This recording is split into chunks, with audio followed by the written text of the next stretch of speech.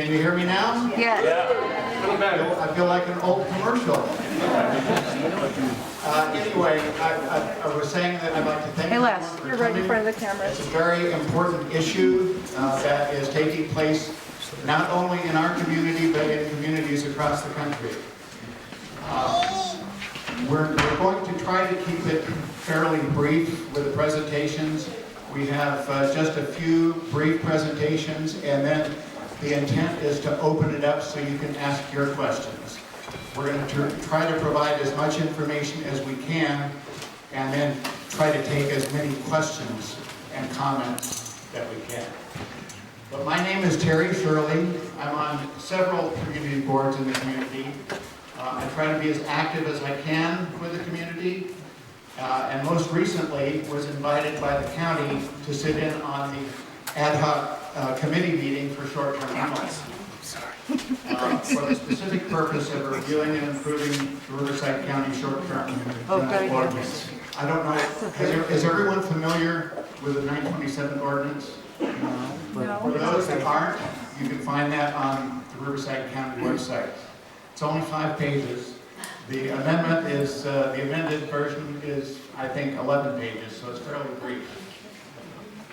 I met, before the ad hoc committee meeting, I met with local residents, businesses, a local management company to try to get a cross-section of opinion to share with the county at that meeting. The thing that universally came across was always noise, parking, fire safety, and enforcement. And those were universally mentioned by all of the different groups that I met with. Our focus this evening is to provide information to you, our community, on the status of the revision of the 927 ordinance. They're referring to the revision as 927.1.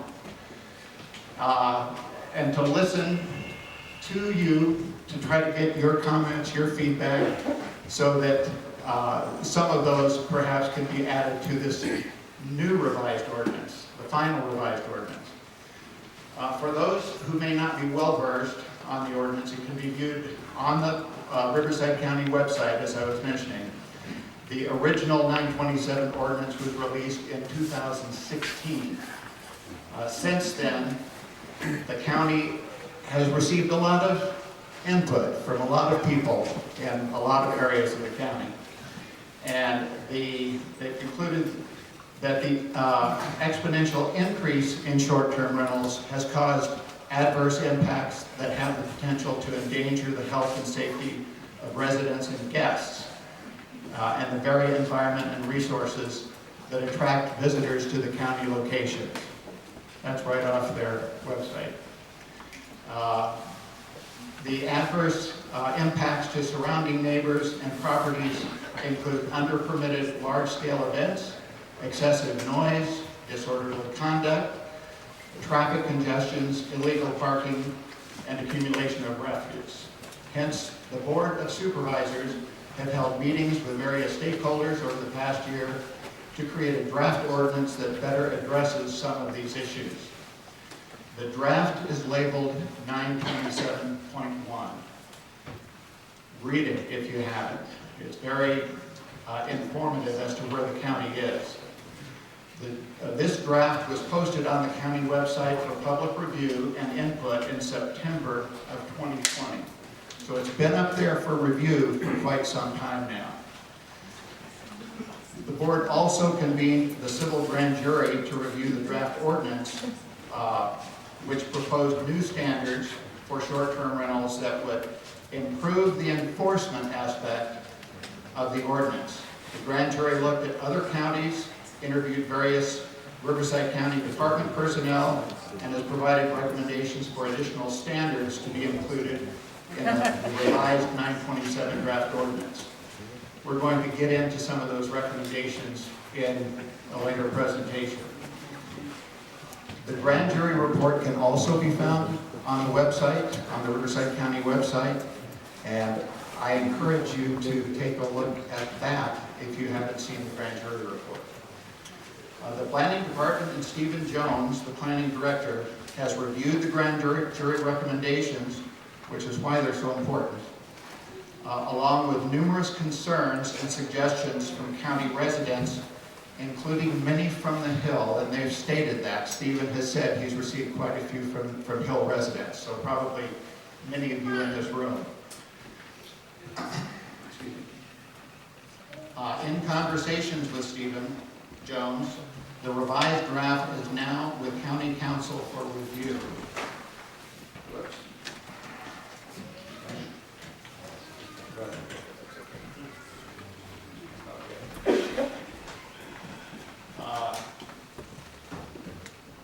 Once reviewed by the legal team and accepted by the board, the supervisor board, he explained that the new 927 draft will be released for limited public review, most likely in January, possibly February, but most likely January. The draft, along with public input, will then go to the Planning Commission, where the Commission will either add public input that they received, delete some of the draft points that have been submitted by Stephen Jones and his staff, or keep it as is, the way that it was written and submitted to the planning group. They will then, once they've made those decisions, they will then submit it to the board for a vote of approval. Early invitations were made to the supervisory staff, as many of you know, to really, we wanted them here tonight to present the new draft ordinance. We thought the draft ordinance was going to be ready. We were told originally that it was going to be ready in October. But with a lot of things going on with the county, that got pushed back. And so unfortunately, they're not here tonight because the draft ordinance wasn't submitted, wasn't completed and ready to make for public viewing. Once that happens, and once it's released for public review, a new meeting in January may be scheduled to review the draft with the district staff. Anything of importance not included in the new draft will have a review period to ask for additional requests to be included. So this new draft ordinance is very important, and I encourage everyone to read it when it's made available to the public, and if there's something in it that you are concerned about, or something that's not in it that you're concerned about, now is that period will be the time to go ahead and express your views. Otherwise, it's going to go back to the county for final approval. Although they're not here, although the supervisory staff is not here, we have our local fire department, sheriff department, and water department here to help answer any questions related to their departments. And we appreciate very much that you were able to attend. So I'd like now to go ahead and introduce Joel. Joel is the Vice President of, Joel Feingold is the Vice President of the Mountain Community Patrol, and he'll go ahead and introduce our guest. It is a happy Friday.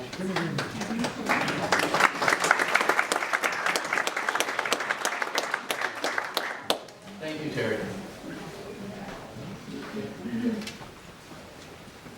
Yes, as stated, my name is Joel Feingold. I am the Vice President of the Mountain Community Patrol, active on the Hill, and a full-time resident for a little over 10 years here.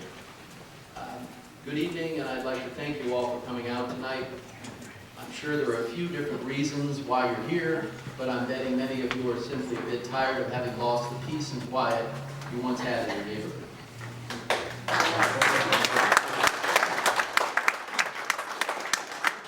I often ask myself why it is that I'm working for monitoring and keeping track of short-term rental houses in my neighborhood without being paid for it.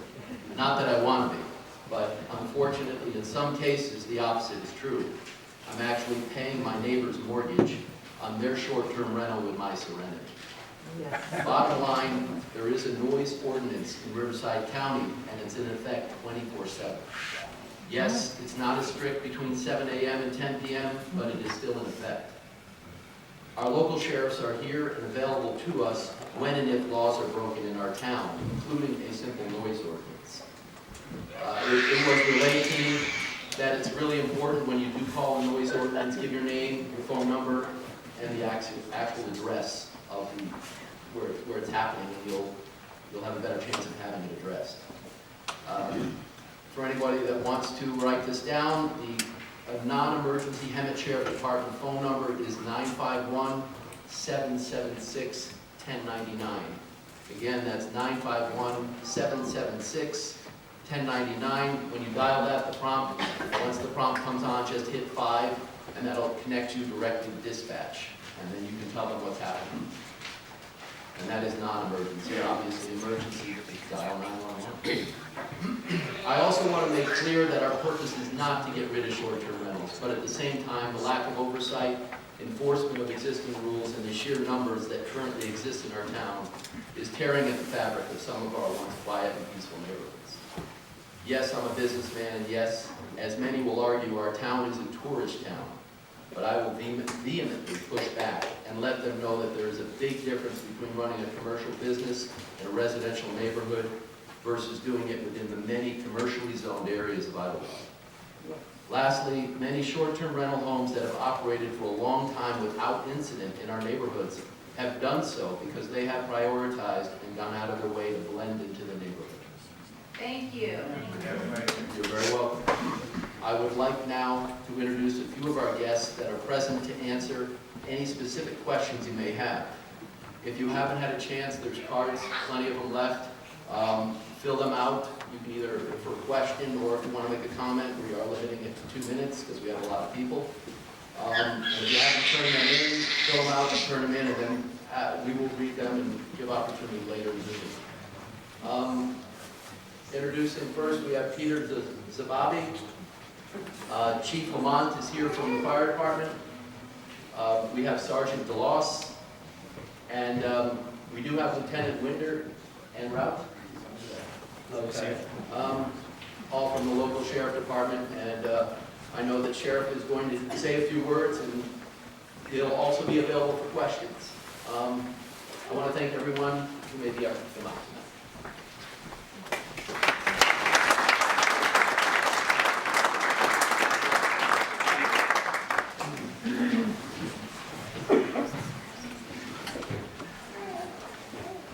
Well, good evening. My name is Brian Gloss. I'm a sheriff sergeant here. I'm seeing you. I'll try to yell.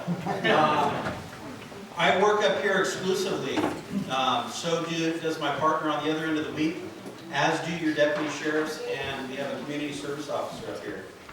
All the law enforcement, all the sheriff's deputies, unlike the past, we work up here on a consistent basis. So we're in tune as best we can with the community. If we don't hear from you, though, it's kind of hard to know what's going on. If you call us and the calls are vague, it's hard for us to respond to those calls, okay? I'll be more than willing to take any questions that you have. Please understand that all of us, I'm a resident up here now. Been up here not 10 years like Joel, but for 30 years or 40 years like some, or longer. But it's a beautiful place to live, blessed to live and work up here. And so please understand that your Sheriff's Department members that are up here now, we've increased that staff. Sheriff Bianco's vision was to staff the Hill consistently with more personnel. Now, we still have from Fulmer, Pine Cove, Idyllwild, Garner Valley. We inherited Pinion recently. Palm Desert Station gave up the Pinion Pines community to us. So we have that area. We also have Anza and we have Awanga. I can't discuss our staffing levels for safety, but I can tell you that we don't have 20 deputy sheriffs running around up here. Okay? What I can tell you is that our network with the resident CHP officers could not be better. We network, we communicate, we all get along, we work together as a team, and so the things that are going on in Idyllwild, Pine Cove, Anza, we're all very well in tune with. We've been watching and listening to this process. I can't render an opinion, but I can tell you that if you call and it's a crime, it's a call for service. We also, obviously, we have priorities though. An assault is going to outweigh that noise complaint, and that's just the way that it is. A domestic violence issue is going to outweigh, some of those other issues, and so please understand that. But also understand that we're committed to providing with consistent service and good service, excellent service. If there's an issue and we fall short, please call dispatch and ask to talk to a sergeant. I work only up here. I don't go down to San Jacinto or Val Vista or any areas other than the Hill. And if there's an issue where you feel like things could have been handled better, please let me know. Please let us know, and we'll do our best to address that. Can I ask a question? Yes, ma'am. How is the sheriff documenting the complaints that come in? Because I asked Cindy Goslin at the Desert Permit Center, and she said that there was nobody documenting Idyllwild and what number of complaints for code enforcement violations were actually coming in. So code enforcement, I couldn't give you an answer to that. But I can tell you that I can quantify how many, we call them a 415 noise. 415 of the penal code is a disturbance of the peace. Right. And I can go into our data and I can extract that information and tell you in this area how many calls for service we responded to. So you can document? I can. Okay. Yep, and if you need that, you let me know. Okay. Okay? Sure. Yes, sir. Oh, at the end. So I'm being told that we're going to do question and answer. It's going to come at the end. Again, it's I love interacting with the public, so that sounds great. I'll sit down now.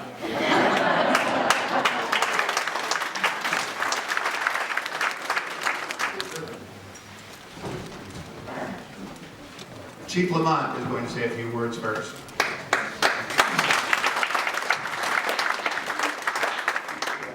Good evening. I am also your neighbor. I don't live here properly in Idyllwild. I live in Garner Valley, but we consider ourselves neighbors to Idyllwild. And so we're proud to serve you. My biggest concern with what you are meeting here for tonight is our ability to serve you.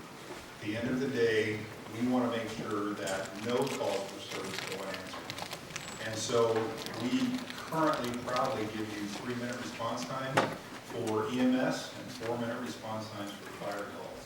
We're able to do that because the call volume matches our personnel benefit.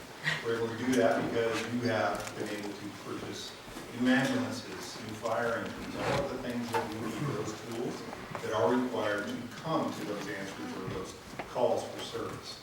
One of my concerns that I laid out early on talking with Supervisor Washington's office back in November of 20, and from November of 20 up until May of 21, we discussed this ordinance, 927.1. In those discussions, I found 19 things that I wanted added. I won't belabor those or go through all of those tonight, but things like tying together this ordinance with 513 that your board, your Idyllwild Board of Commissioners passed, which does not allow for private campfires or bonfires at these residences. We ask that they include or adopt that into the ordinance. We ask that they remove the 60-minute response for noise problems by the owner or the applicant and change that with a 15-minute response. So we went down that list and gave 19 suggestions that we are hoping will make it to the final product. I can tell you that in 2019, we saw about an 18% increase in our call volume. In 2020, that backed off a little bit, and we saw about 6%.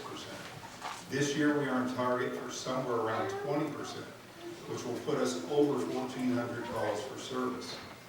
Should this ordinance bring folks, and again, not rendering an opinion one way or the other, we are your EMS and fire protection service.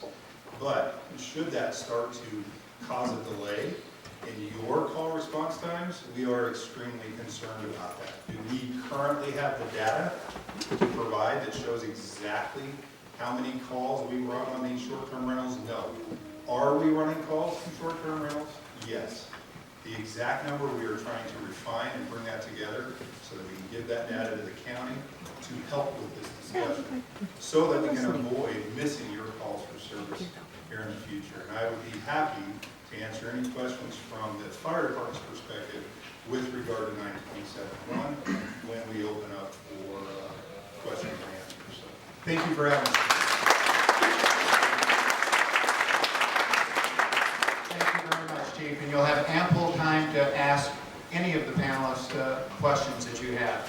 I'd like now to introduce Brian Tracy, who has researched short-term rentals and has significant information to share that I think you'll find interesting.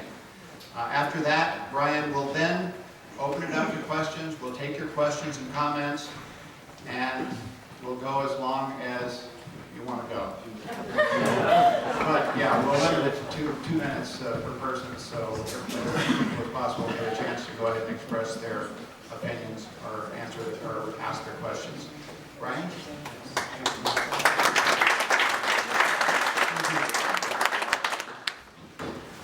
Thanks everybody for coming out. We're expecting a pretty good crowd, and we have one. We're pleased about that. No matter what your point of view is, because this is an informational meeting. I have my point of view. I've done a lot of research, as Terry said, and I know a lot of you out there have your point of view as well. You have your stories, and you have your children.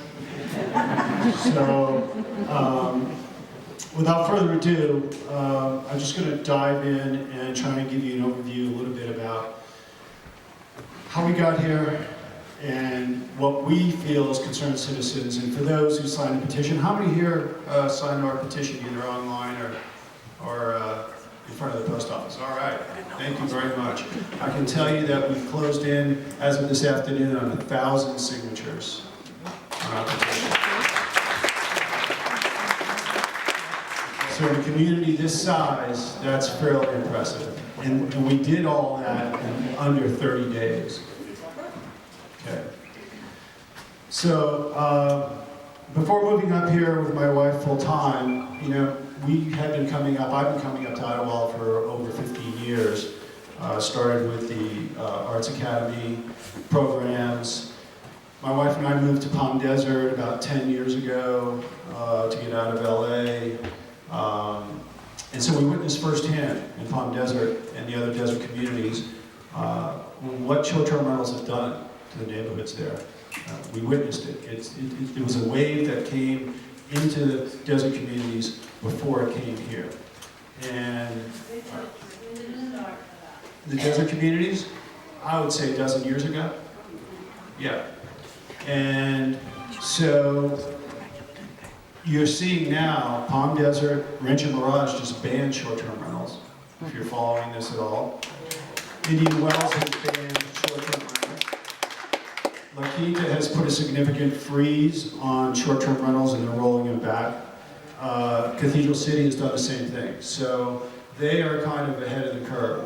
But as Joel said, and I want to emphasize here tonight, that none of us in the Concerned Citizens group that has organized this town hall meeting is calling for a ban on short-term rentals at this point in time.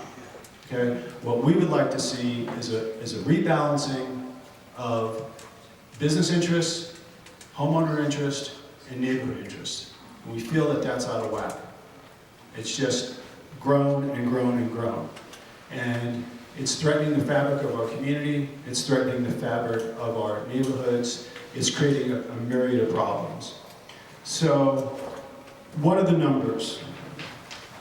The statistics gathered in the grand jury report, which Terry mentioned just a moment ago. And the grand jury is a civil grand jury, and it's a sitting body. We don't know exactly who they are, but this county periodically asks them to opine on a variety of issues. And they asked this grand jury to opine on the status of short-term rentals, understanding from the county's point of view that things were getting out of control. So in reading that, you'll find that the 5 years from 2016, when the ordinance 927, which Terry mentioned, to 2020, we don't have statistics for 2021 yet, the total number of registered short-term rental units in unincorporated Riverside County went from 268 to 567. Okay? That's an increase of over 200%. 355 years. And we know that they're approving them every day and every month here in 2021. As of the end of that year, Idyllwild and Pine Cove had 355 of these registered STRs, equating to a whopping 63%. So we have 2/3 of the short-term rentals in unincorporated county up here, 2/3. We also have 2/3 of the tourism in unincorporated Riverside County.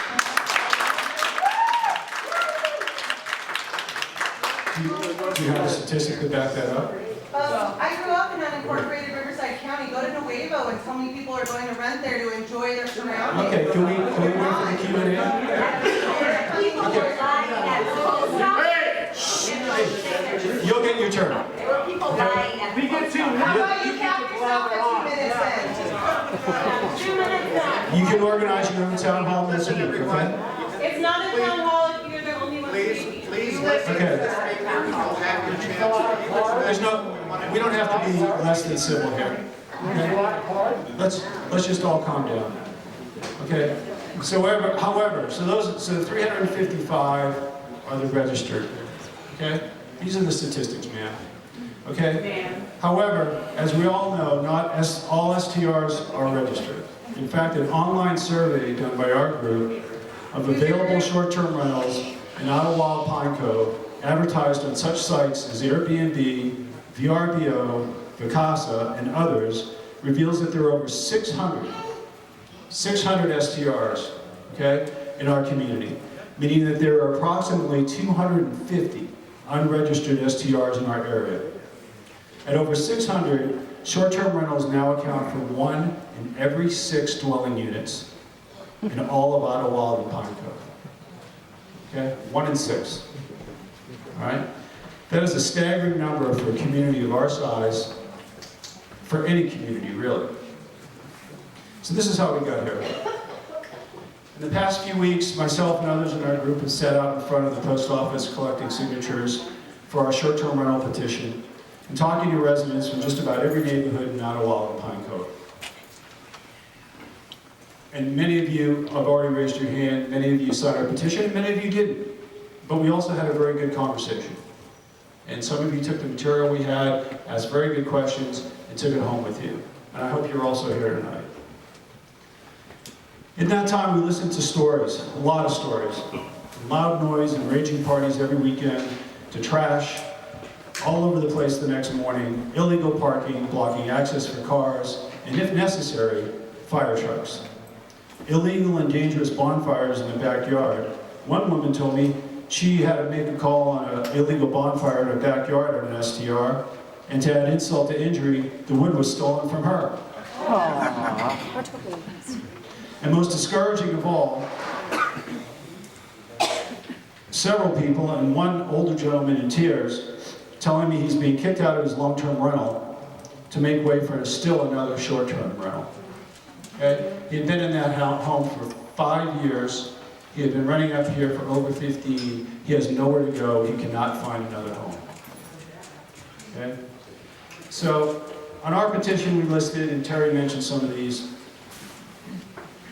the problems. Loud noise and partying, it's well documented. Increased security problems, Sheriff's Office is here to talk about that. Lady asked a very good question earlier about trying to document this, and we are still in the process of trying to document a lot of this, so please bear with us. We don't pretend to have every answer tonight or every statistic. Increased fire hazards, increased water use and trash. There's, stories about the transfer station, where it's just being overwhelmed. Our infrastructure really isn't meant to handle all of this coming and going. It's with 600 short-term rental units, okay, just to put this in perspective, and let's just say conservatively, 2 bedrooms per unit, okay, that's a conservative estimate. That's the equivalent of 1,200 hotel rooms, okay? That's 100 hotel rooms, okay? There's an enormous influx of people coming in and out, and our infrastructure just is not ready for it. So that's an issue. related to that is there's some concern, and again, this has not yet been proven out, but in talking, there's some concern that because of the absentee ownership, we're not talking about the cottage industry where your neighbor, okay, rented out their back unit, okay, and if there was a problem, you knew your neighbor, you could go talk to them, they were on the premises, they were handling the problem, and they cared about their property. We are now confronted with significant absentee ownership, people that own 6, 7, 8 rentals, units, STRs, do not live here, okay, and aren't taking care of their property properly, and because of the overusing septic, okay, there's a danger that that might actually seep into our water table. Okay?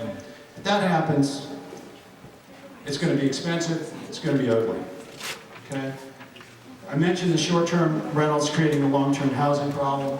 I'll talk about that as well as it relates to business, because I know a lot of people have been talking about how we need tourism for business. We're not arguing that we don't need tourism for business. That's not what we're saying. Again, we're trying to strike a balance. And then the lack of enforcement of county codes and ordinances, mainly due to the lack of resources. And I'm really pleased to hear, Chief Bianca has dedicated more people and more manpower up here, but you just heard Brian mention that they are still stretched thin, okay? And at the same time, the county's making a lot of money off of us. A lot of money. And I'll get into that in just a minute. But the core issue, the heart of this issue is, and the reason we're having so many problems is because the initial short-term rental ordinance, okay, essentially rezoned our residential neighborhoods. And it's allowing commercial properties, okay, to come into our neighborhoods. That's really what it is. And these are commercial properties. All you have to do is go online, look how they're advertised, look how they're being sold, look how they're being financed, okay? If it walks like a duck and it quacks like a duck, it's a duck. It's a commercial property. The county recognizes this in their 927 ordinance, the one that they're updating now, because they classify these short-term rentals as hotel and motels. Yeah, that's how they classify them. Guess for what purpose? To collect a tax. Everyone that comes through is paying a bed tax, 10%, just like a hotel. Okay? Well, if it's a hotel and you've decided to take your property, register it, turn it into a short-term rental that allows consistent and constant public access, okay, to this unit, to this house, you've turned it into commercial property. And that's your decision. Right now, under 927, you can do that, okay? All it takes is one page, $250, your check to clear, your address, your phone number, your email.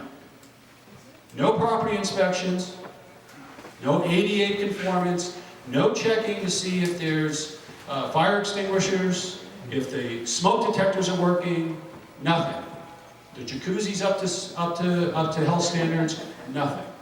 So there's this incredible dichotomy, this incredible contradiction between allowing public access, consistent public access into our neighborhoods without inspections, okay, and without any follow-up on renewals. The application fee is $250, which is, when you compare to the other counties, like Ventura County, for example, they charge $1,100. Well, if we were charging $1,100 on 600 units, that's a substantial amount of money. That could go into greater oversight, greater service, perhaps more sheriff, more fire protection for us, okay? That is not happening. So that is something that we are saying should happen. That is something that needs to be somehow incorporated into the ordinance. The civil grand jury report itself says, two of the counties noted in the comparison chart, Ventura and San Bernardino, require site inspections of the short-term rental property before a certificate to operate is issued. The inspections include number of bedrooms for allowed rentals, occupancy capacity. Every public commercial enterprise, from restaurants to town halls, have an occupancy capacity. Now, Not these houses, right? The stories I've been listening to, 12 cars pull up to a 2-bedroom or a 3-bedroom place and they rage all night. They're sleeping in the closet, they're sleeping on the floor. It's not How good do for you know anybody. this? It's well documented.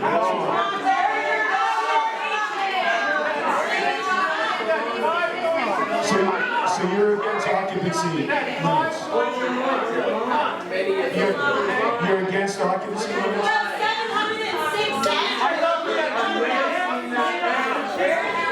706 are online. The 706 are online. The 706 are online. The 300 we collected in front of the post office. So I invite you to sit out in front of the post office and listen to the stories that I listen to. Don't try and interrupt the meeting. Are you the only person that gets to speak? You're going to have a Q&A. Everybody else gets 2 minutes, but you get half an hour. You can organize your own meeting next week. So the civil grand jury report, the one that the county issued, okay, calls for a variety of improvements that we're trying to piggyback on. Okay, Ventura County, for example, has a permit certification process, property inspections, occupancy limits. They put occupancy limits in. There's parking limits. There's visitor limits. Okay? There's events prohibited without a permit. There's defense and indemnification. There's a requirement for commercial insurance. Okay? Proof of insurance. Short-term rental owners have to report complaints. Okay? Outdoor signage. A neighborhood complaint form. Okay? And a hotline number for complaints. Okay? Those are the things that Ventura County is doing. Right now, Riverside County is doing permit and certification, events prohibited without permits, and number of complaints. They're doing maybe 30% of what Ventura County is doing. Okay? So, all this costs money. You have it? Can you get a card? I do have my card. Okay, then I'll get to you. Okay? I have the microphone. How much longer? How long? 5 minutes. 5 minutes. Well, then you can leave. That's fine. Don't interrupt. Don't, no. It will be a town hall if you just sit down and let us proceed. Ma'am, let me finish. I came to hear what he has to say. Okay? Thank you. So how do we pay for this? How do we pay for all the enforcement? How do we pay for setting occupancy? How do we capture the 250 units that haven't registered, okay, and are not paying the appropriate fees? All right? Last year,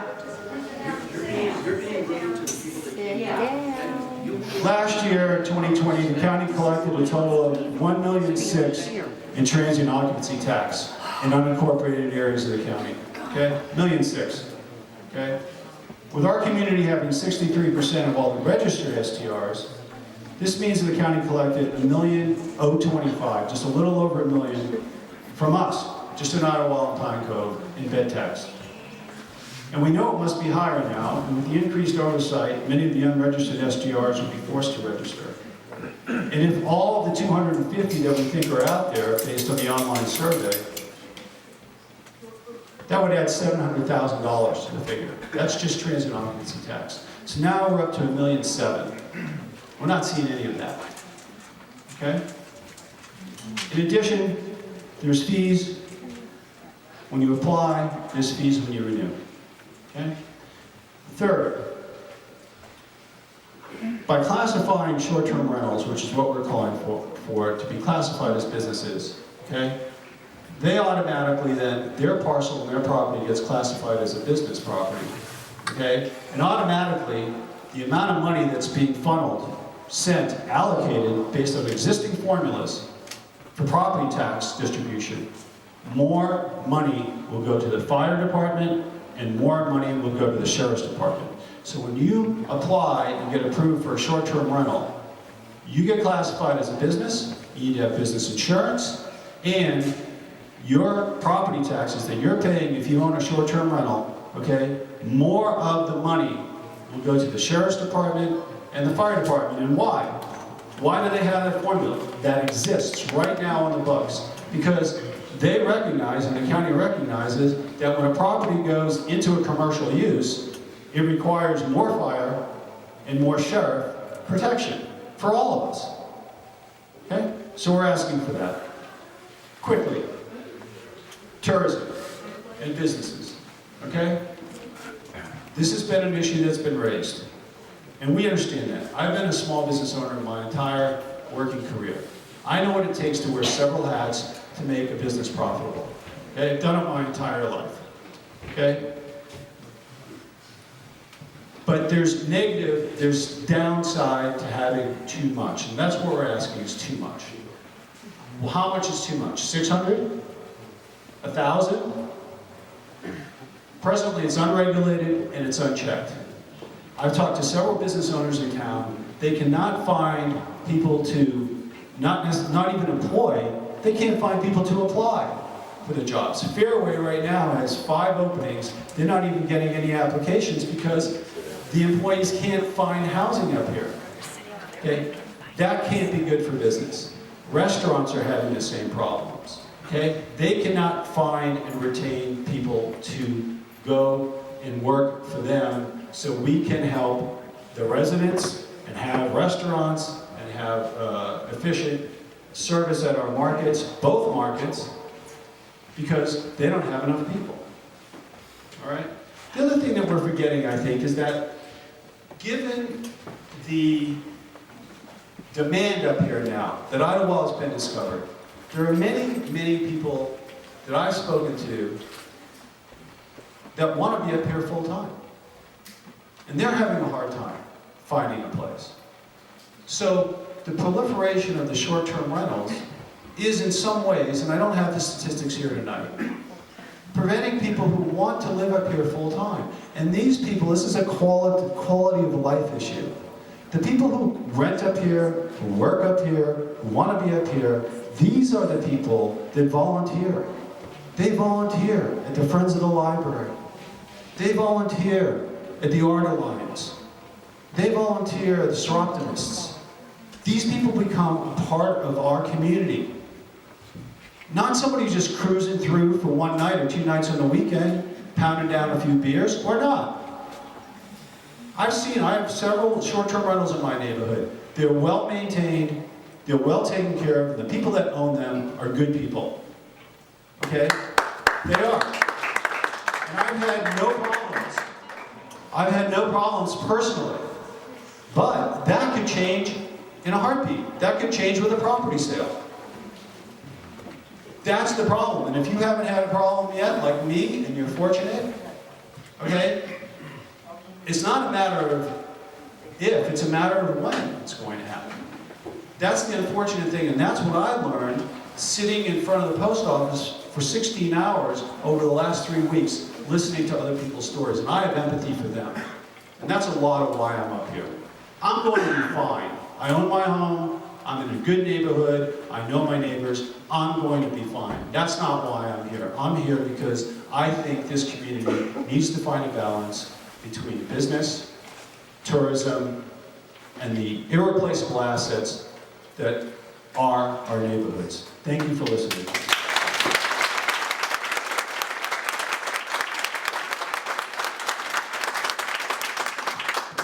Thank you, everyone. You know, in listening to some of the comments that weren't scheduled, and in listening to, you know, some of the comments up here, I think that we all want the same thing. You know, because we want the businesses to succeed, we want everyone to live in peace in their neighborhoods, and you know, there's not a lot of differences. It's just, and I think most of the people in here that have a short-term rental probably live here, and they watch it and control it and make sure that things are operating properly and going by the rules that the county has set. And I think that's what everyone wants. And you know, you look at the county. You know, I've been interacting with the county on this, and I think, you know, the county wants to do the best job that they can to satisfy as many people as possible with different views. And so I think what you'll find, that's why I'm encouraging everyone to read the ordinance, because most of the things that everyone wants is in this ordinance. There aren't that many differences. When you get into it and look at it, you'll find it's okay, it's going to help.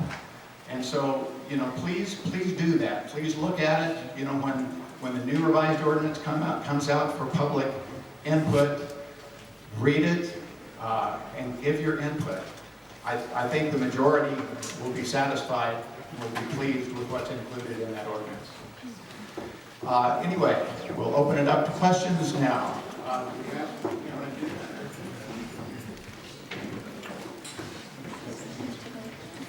I'm going to read a few so we can be efficient. Maybe you can line up behind the microphone. I'm going to try and read 3 or 4 at a time. So, Woody Henderson.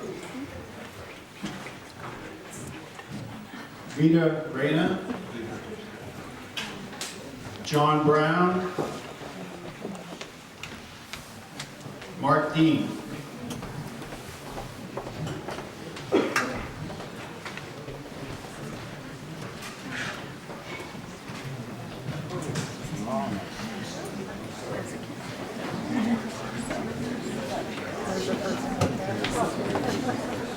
Please try to hold your comments to 2 minutes. We don't know how long the answer is going to be, and we're not going to try and cut you off with follow-up questions, but there's a lot of people that want to comment. So please, Woody.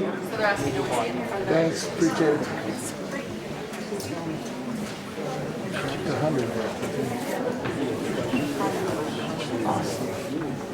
Great turnout, you guys. See a lot of familiar faces. It's wireless, Woody. You can take it off there. That's way better. Lots of familiar faces people I work with. Turn him up. I can get a little closer. Thanks, Will.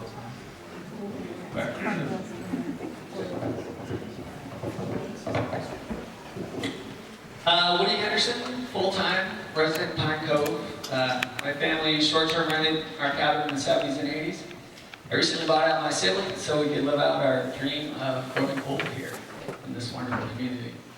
I love this community. We were also able to buy the successful STR next to us, short-term rental.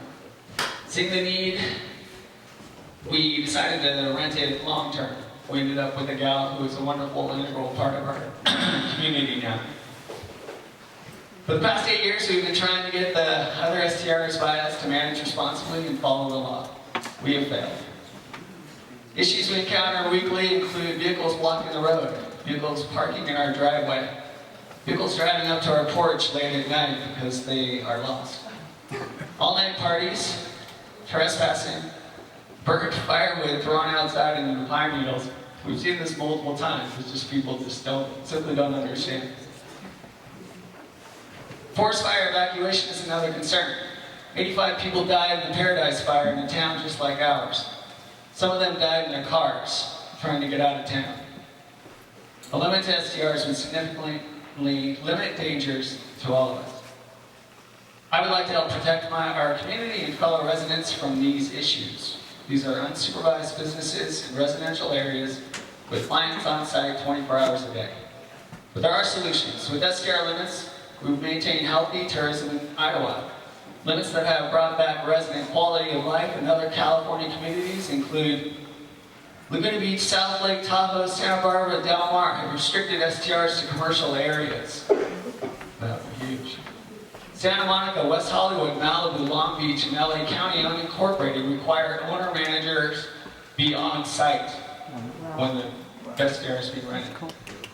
Los Angeles, Pasadena, Berkeley, San Luis Obispo are towns that require that the STR be the owner's primary residence. There are towns and counties that have fully banned STRs. Santa Cruz, Calabasas, Redondo Beach, Hermosa Beach, Huntington Beach, and Sausalito. Some of my income comes from STRs, as many of you know. But quality of life is more important to me than a little extra money. Thank you.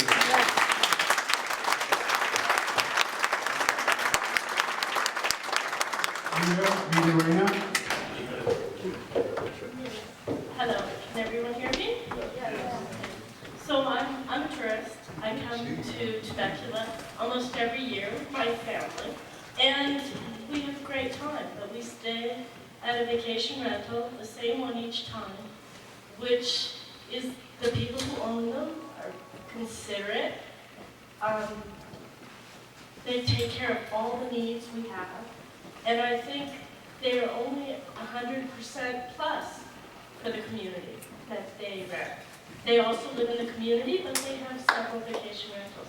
So I wouldn't have the opportunity to experience Temecula to the fullest that I've been able to experience it if it wasn't for the family who has those rentals.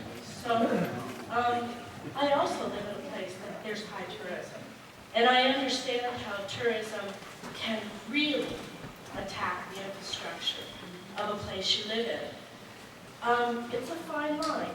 So the point is that meetings like this are really important for people to express what they feel, but also to find compromise and to look for what is really good about something like a short-term rental, whatever you call it. And there is compromise. I know where we live. I have to make compromise. There's a lot of people that come in August where we live, and I just have to be tolerant. And my business thrives because of that tourism. So it's a fine line. And the most important thing is that people are considerate, they listen to each other's needs, and they find that fine line. And there is compliance. You've got to comply. But the family that I stay with, you know, that has the rental that I stay with and my family stays with, are the best quality. I'm glad you had a good experience. Bravo! No one's out here to demonize the people that run short-term rentals. We're just asking for that fine line, for that compromise. Yeah. Thank you. Thank you. John Brown? Good evening. A lot of you know me, not everybody does. I'm on a owner's board here. I'm on the Front Water board. We're on a Facebook group, which is how a lot of people know both for the community as well as for vacation rental owners here in Idyllwild. I have so much to say. I could literally talk even longer than Brian did. That's hard to do. But I'm going to focus on a couple things. Specifically, I have read the entire grand jury report and 927.1, every version that they put out. I think half of the things in there are counterproductive, and the community needs to really say this. Here's the thing. Two of the provisions in there are you have to design in front of your property, which would make Idyllwild ugly. It has to have a phone number on it with 1 hour response time. Chief Lamont suggested a 15-minute response time. I get this, but the reality is that if you require a 15-minute or even a 1 hour response time from the owner, rather than from law enforcement or code enforcement, then every single short-term rental owner like myself is not going to manage it themselves. They're all going to outsource their management to Vacasa or New Spirit or whomever, because they're not going to do that at 2 o'clock. Now, keep in mind, I know every single one of my neighbors. I've been on this hill for 40 years. With my family bought a property after 40 years ago. My wife and I bought a second property after 3 years ago, which is our short-term rental. I know every single neighbor for 5 buildings down at both of those properties. They all have my phone number. This isn't an unusual thing up here, but this is where things really get different. Because we're talking about regulations for the entire county. And I hear people like Woody up here quoting how cities have regulated their vacation rentals differently. This isn't a city. It's not anything like that. Old vacation homes up here for decades, for 100 years, people have had. My house is 1 minute. Sure. They rent them because it helps them afford a second home or a vacation home. Or increasingly, what I see is younger people buying homes up here because they can't afford to buy in the cities where it is way more expensive. The average home price in California currently is $717,000. Oh. The average home price in Riverside County is $540, give or take. The average home price here is $415. It's cheap by California standards. Wow. And the other important thing, I totally recognize for short-term, long-term housing up here. but realize our population is higher than it has ever been of full-time occupancy. This is not a short-term rental problem. Our population is over 4,200 people. We've never had that many full-time occupancy up here. The problem is a lack of housing, not just short-term rentals. Short-term rentals, vacation rentals have been up here forever. Right? Thank you, John. Can you wrap it up? Because we have a lot of people that want to talk. I appreciate that. Let me just, You asked for another minute. Go ahead. yeah, if I can have time. Yeah, go ahead. Yeah. That was another minute. We got a lot of people, so. Yeah, I mean, Please do it. can you wrap it up Yeah, in wrap it No, up. no, 30 seconds? I mean, I feel badly cutting you off. look, Karen, you said we all want the same thing. I think one thing we all want is enforcement of the existing 927 regulations. Noise enforcement, parking enforcement, but we don't need more regulations on all of the good behavior short-term rentals.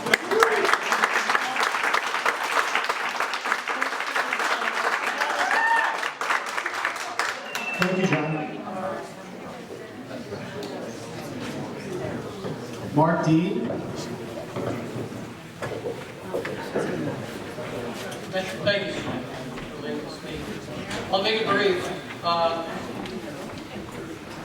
My father had a massive heart attack at age 63. When he went to the doctors, he survived that heart attack. The doctor told him to put a nitroglycerin pill under his tongue. 1 year later to the day, he dropped dead because that doctor didn't give him the quadruple bypass he needed. Short-term rentals need to go. We need a moratorium. No more than 1%. Right now, your statistic of 32%. I live with houses immediately around. There's 2 of us residents. There are 4 short-term rentals immediately around my house. They need to go. The symptoms are what you hear about the complaints. The problem is, I don't sleep nights because I worry about what the next problem is going to be. Is another arrow going to be shot at me through the fence? Is trash going to be left again? Are dogs going to be coming into my yard, barking at me and attacking me? For the 99 great people who come to short-term rentals, I don't sleep because of that one knucklehead who's going to come up here and think this is the Wild West. The desert communities learn that. That's why they're all banning them. We need to learn from Riverside County's desert communities who are banning, making minimum stays be at least 21 days. Let's get a moratorium. Let's stop them. Right now, Riverside County, the code enforcement people told me they're processing 40 to 75 new applications a month. Most of those are in Idyllwild. It's out of control. My life is a mess. I'm a second-generation person.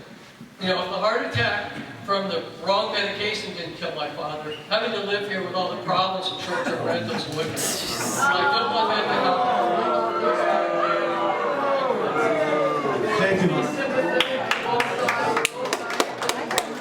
Please respect everybody's opinion. We're trying to do the same here. We're trying to respect everybody's opinion. Please try. Thank you.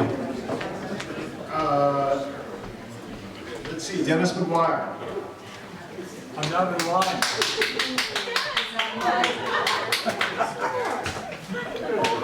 Everybody I called initially get a chance?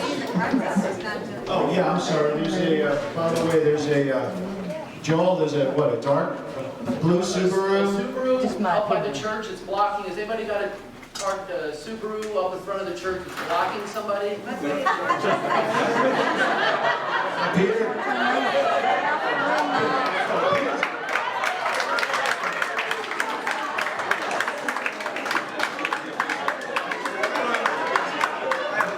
You know, I don't know if that's really Peter's or he's just going to go out for a bite to eat. Dennis, I'm sorry. Peter. I feel like I'm getting I don't think so. Okay. Hey, my issue was fire. I don't know how many of you were here in 1974. Or can you hear me? Yeah. Okay. 1974, the fire, Sabota fire. Okay. I've been through 4 fires, 4 evacuations. My issue would be fire. And my case would be that I don't think there should be Airbnbs on any streets that aren't county maintained. Because as we know, there are all sorts of small, little wiggly streets, especially east of Pine Cove and east of the highway. If the fire department doesn't want to go down there, I don't think there should be an Airbnb down there. So it really is as simple as that. And there's more, of course, but there are more. Thank you, Judge.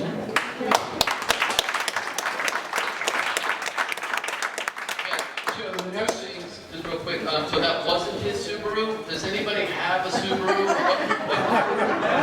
Our Subaru Half the population has a Subaru.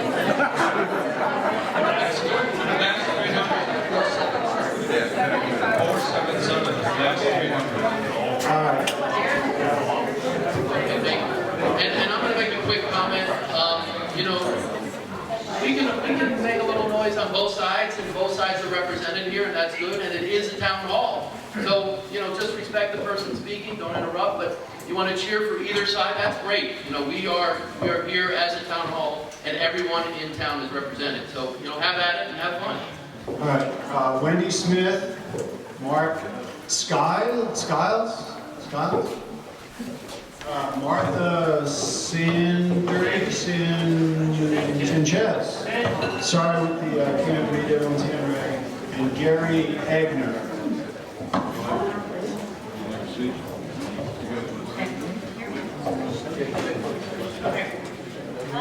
Let's see, I've been a resident up here for almost 50 years, and I don't have a problem with short-term rentals per se. The regulation stuff is super, super important. But I'm more concerned about the adverse impact on long-term rental opportunities.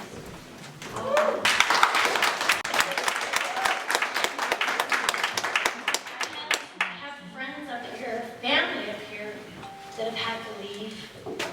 And it's a shame, but I understand capitalism and all that good stuff. You know, I understand how it all works.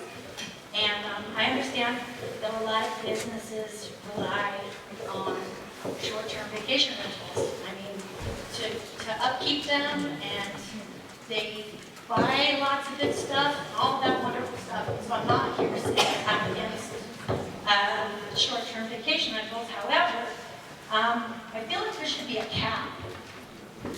Perhaps a certain percentage of the total dwelling occupancies in town. Like, I don't know what that would be, because I'm not a law person. Maybe 25% cap or something. I don't know. Just, you know, I'm working here. I'm just Sure. I'm brainstorming. No, I understand.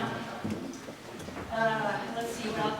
You know, and maybe tax incentives for dwellings or people, property owners that take in displaced long-term renters. Because long-term renters are the ones that make this town function. You know, we're the ones that work in the restaurants.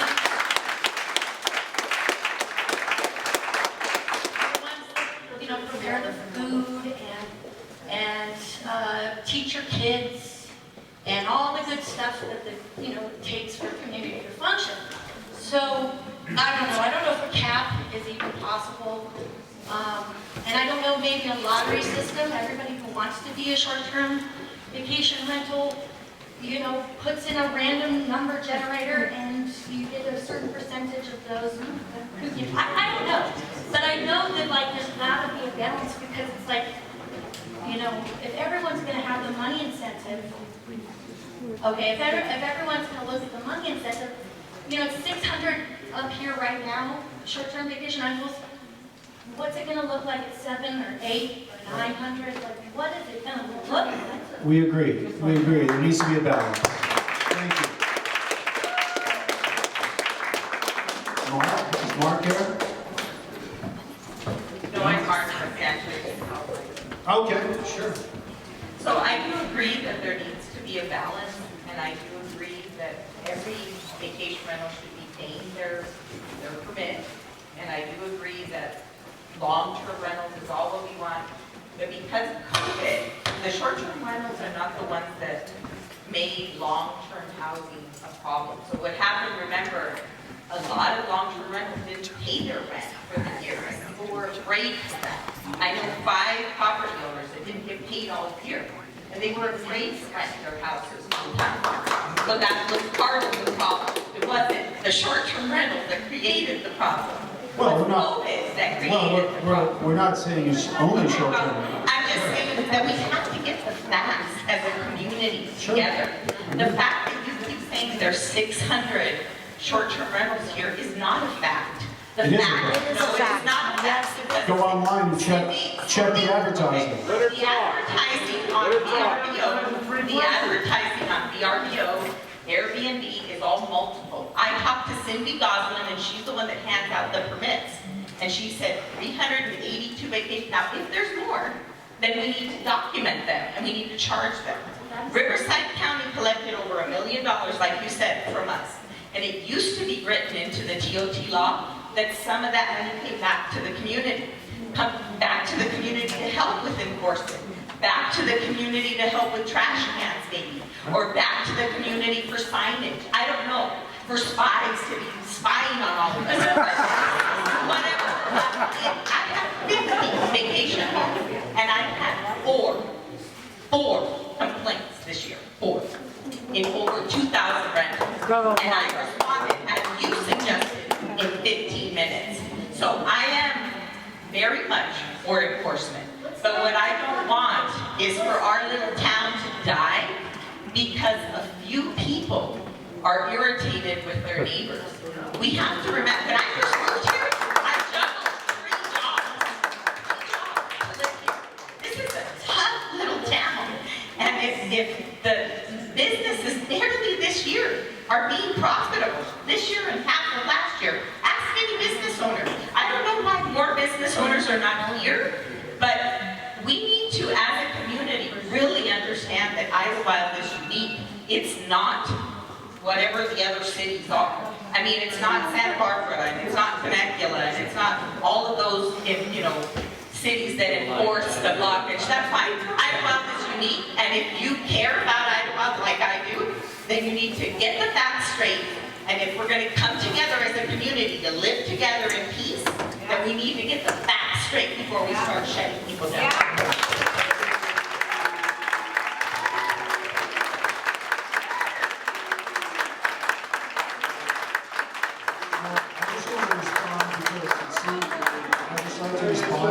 For a second. Well, I'm just going to respond for a second because you directed a couple of comments to me. Of the meeting. This is a meeting, and they're going to get up, and I'm going to take 1 minute to respond. Okay? The one comment about just a few people irritated, all I want to say is there's 1,000 signatures, 700 online, and 3 of them live. That's 1,000 signatures for the petition. I think it's just a little bit more than a few people. Okay. Mark's not here. Let's see. Charles Carubian. Teresa,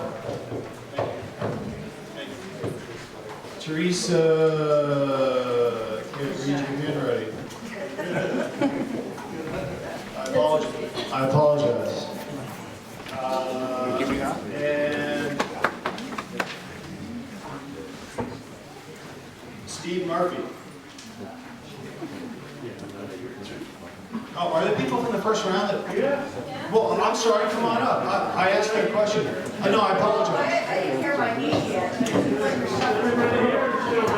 I'm trying to read everything. Everyone's giving me cards. You do. Why don't you run the town hall? We'll go in, we got Ryan, we got it lined up here. People all had questions. Long time.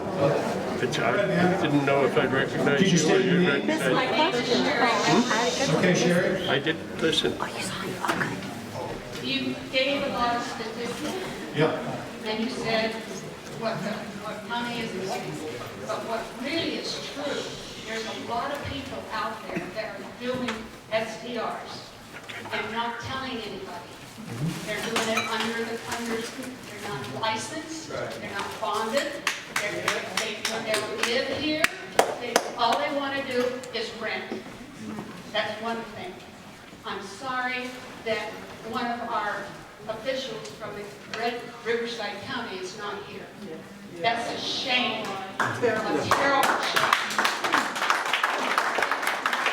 I prefer not to hear what we have to say. Lastly, how come on East Circle, there's a hotel going to go up across the street with a Mexican restaurant?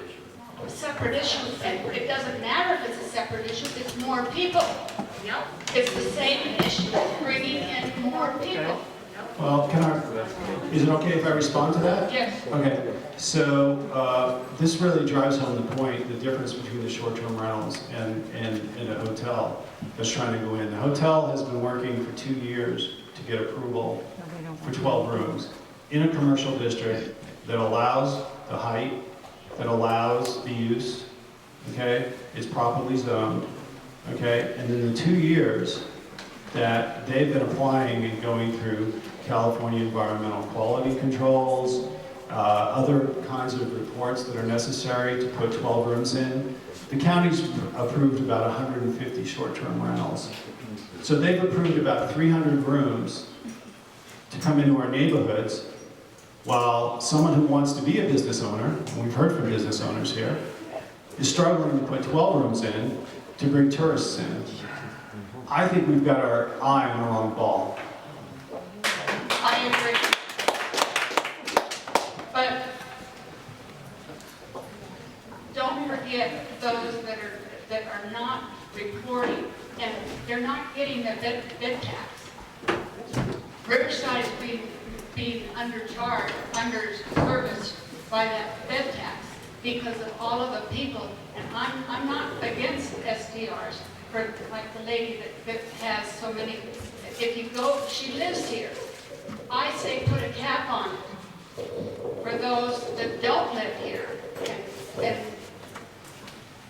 And the lady that says she comes up here from one time every year from Temecula, she goes through the agency. We have 3 or 4 or 5 different agencies in this town. Why doesn't, that's probably who she's going through. Thank you, man. My name is Alexandra DiCarlo, and I'm a short-term rental owner as well. I own and operate my rentals. I live within about 5 minutes of any of my rentals so that I can be responsive. It's so important. And I was so frustrated listening to part of the meeting with just the one-sidedness and the way it was, the portrayal of the vacation rentals. It really is that 1%. And those, the ones that are not licensed and they're not turning in the revenue the way they should, the way it's going to help the community and actually improve the situation for some other homeowners and the neighbors, which is what I do my business to do. And I'm very interested in a lot more enforcement. I would love, as a vacation rental owner, to see that enforcement. It helps the ones that are responsible. I mean, we spend time, we spend money, we put effort into sound controls and things that'll text us, and then we check right into the ring cameras immediately to make sure it's not just the wind setting off my noise sensor. That way I know, and then I can just drive right over there or call them or whatever, usually just driving right over. But anyways, I want to work with the county. I want to work with my neighbors. I want the enforcement to be done well, so that it's effective. Because I've read 927 and 927.1, and I have a lot of concerns of things that I think should not be in there because they're wasteful, but things that should be in there because they would make a difference. Like the county providing sheriff's dispatch office all the phone numbers of the emergency contacts of every home. What if you have that? That would be awesome. The county can and should provide that. So those are the kinds of ideas that I have as a short-term rental owner who goes through a lot of work to do it right. And,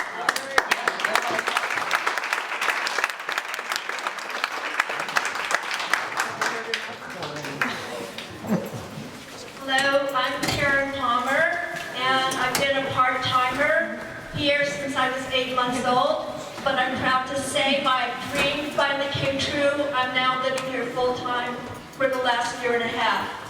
But in all my years, I've been on the same street since I was a small child, and I've seen more change on our street for the worse in the last year than I have in the, should I say, 60 plus years that I've been here. Don't tell anybody outside this room. Who knows Mark and Mara, who started the Mutual Aid Society that fed people during COVID? You guys know, almost everybody knows them because they won the Ernie Maxwell's, I think it's the Ernie Maxwell Spirit Award. Guess what? They were driven off the hill. Why? Because there's no full-time rentals. I know because I have 2 units that I will only rent out full-time because I support the Idyllwild community.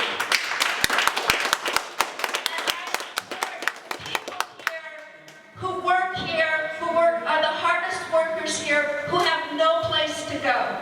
And you hear that story over and over again. But I think Mark and Mara are exactly the kind of people we want living up here, and it's a shame that they were driven out of here. My story is this. My next door, when my neighbor sold his place, the people who bought it lied to him.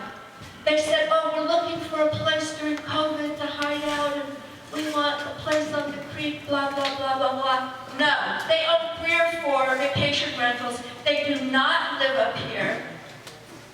They're just raking in the money, and I'm having to deal, excuse anybody who ever belonged to a fraternity, but a frat party almost every weekend. And it's horrible.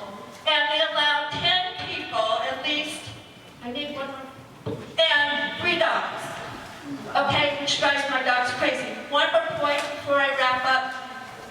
They have been totally eclipsed next door by the people across the street, who turned a mansion. They built a gym on their front lawn, and they are having retreats at their gym. What is this doing in a residential street? Who also live here full-time with a family. Well, they could live here full-time with a family, but they make a lot of noise, and I don't appreciate commercialization on the street that I grew up on. They used to be part of our town. Let her speak. Let her speak. Thank you. Everybody's going to have their It chance. used to be part of Idyllwild Arts. It used to be a tight knit community. Carla will tell you. Now it's a bunch of strangers come and go. They're not Thank you, strangers. Karen. I live right next door. I gave you my number. You came to us You and can't commercialize our street. Yes, please state your name. Hello everybody, my name is Untitled Chapter. And first of all, I just wanted to say what a great turnout. Obviously there's a lot of passion and a lot of care in this community on both sides. And I want to start with saying we are on the same page. Yes, there is some differences, but I'm a short-term rental owner and I am an operator, and yes, I also live very close to all my short-term rentals. In fact, I don't let it go for longer than a minute. We care, because I also know my neighbors, and I would not want to be one of those people that you guys are talking about, the partiers and all of that. So we don't run our short-term rentals like this, and we would never would. We have noise sensors on every property. In fact, some of them we have 4 to make sure, and we get a tax notification immediately if somebody disobeys. We write in our ads the rules, the county rules, but we have additional stricter rules. And we screen the guests, we do it all, I promise you. And that's what should be done. I think I'm speaking today on behalf of a homeowner, but also on behalf of VERON. VERON is Vacation Rental Owners and Neighbors. And we have our organization in Riverside County. And one of our mission is to educate some of the homeowners, maybe that are new, that not sure what to do it. We would like to take that challenge and educate them on the best practices, help them with the ordinance. I'm very well versed in the ordinance, and I think some improvement should be done. However, we have to think about this. What happens in Idyllwild, because it's an unincorporated area, there's not going to be a separate ordinance for Idyllwild. It is at the moment, unless we told otherwise that I'm unaware, it is for the entire unincorporated Riverside County. So we're talking Temecula wineries, we're talking the unincorporated desert, where I operate, and we mostly operate in rural areas. So huge lot, hardly any neighbors, and even then we police them heavily. So we have to think about everybody, unless there's going to be a separate ordinance. I do say a balance is needed, and we need to work together again. How do we create this balance? You know, we cannot over-restrict existing operators because, you know, the money will help the community. And we also need to work with Riverside County, just to wrap up, supervisors to potentially, maybe because you guys are the main contributors to that TOT, maybe it's that we put towards this community that money. Yes, we need to also self-fund potentially some more officers and more enforcement. We are also pro that. Let's work together. Let's help this community and also, you know, businesses who are hiding back. Thank you so much for your time. Thank you.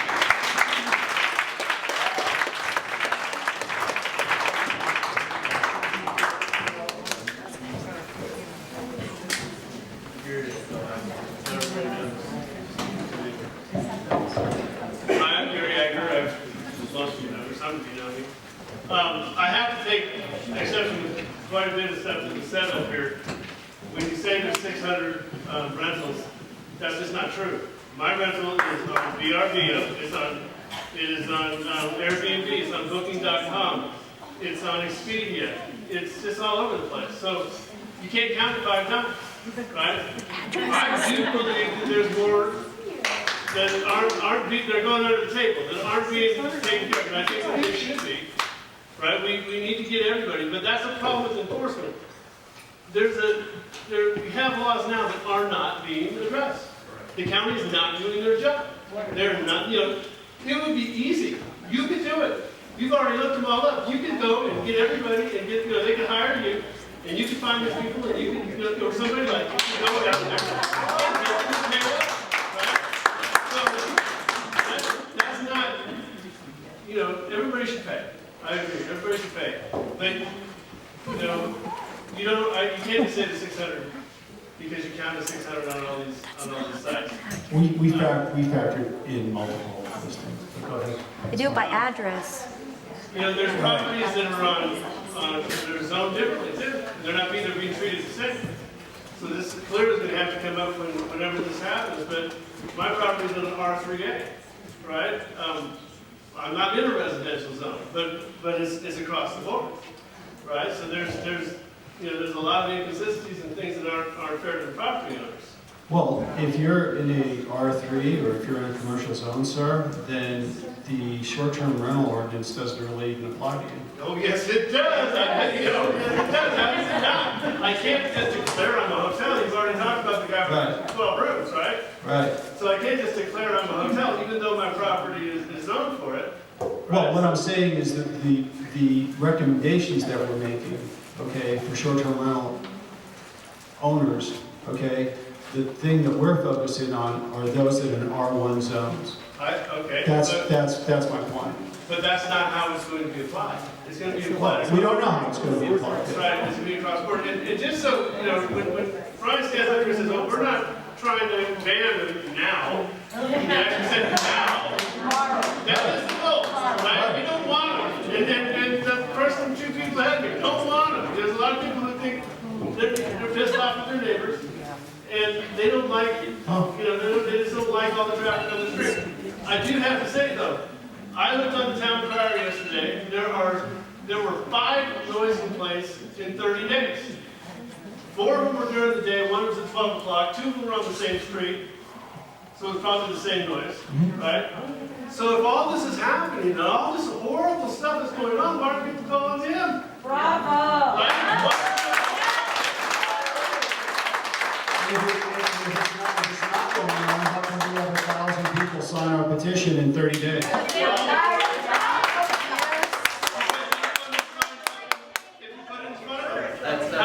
That's just not. Thank you, sir. Okay, yeah. I see how it goes.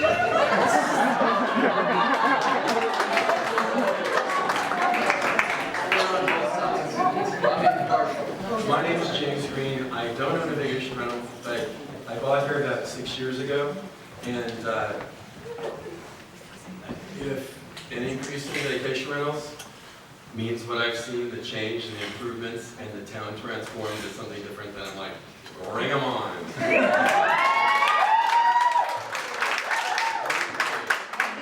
Same thing in Palm Springs, where I was like, what is going on here? There's like money splashing up and down the streets there. And it was the same with the vacation rentals.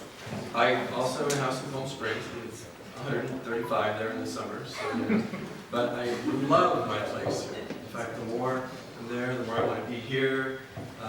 The views that you get, and the whole idea that someone gets to rent a space to see those views and to experience it, and dump their money into this town. That's what they want to do.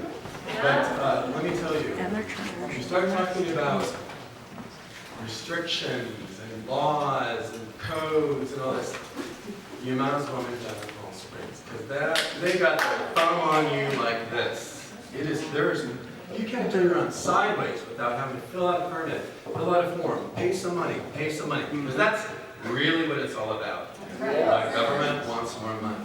And that's why I even tell my friends, I say, the more I live in Palm Springs, the more I want to live in Idyllwild, because it's hands off, you do your own thing. That's why we live in unincorporated. You start bringing up the code enforcement, this is what can happen. You're mad about the vacation rental next door, because this happened to a friend of mine at vacation rental. About a code enforcement, like, oh, that railing, whatever is the code. Sure, the code enforcement saw it. Then he saw the person next door who called. Wait a minute, over here you got this going on here too. So don't think that you start bringing in the enforcements and the spies. Someone said the spies. I like that. That's why I love Idyllwild. Keep your hands off. That's why we're in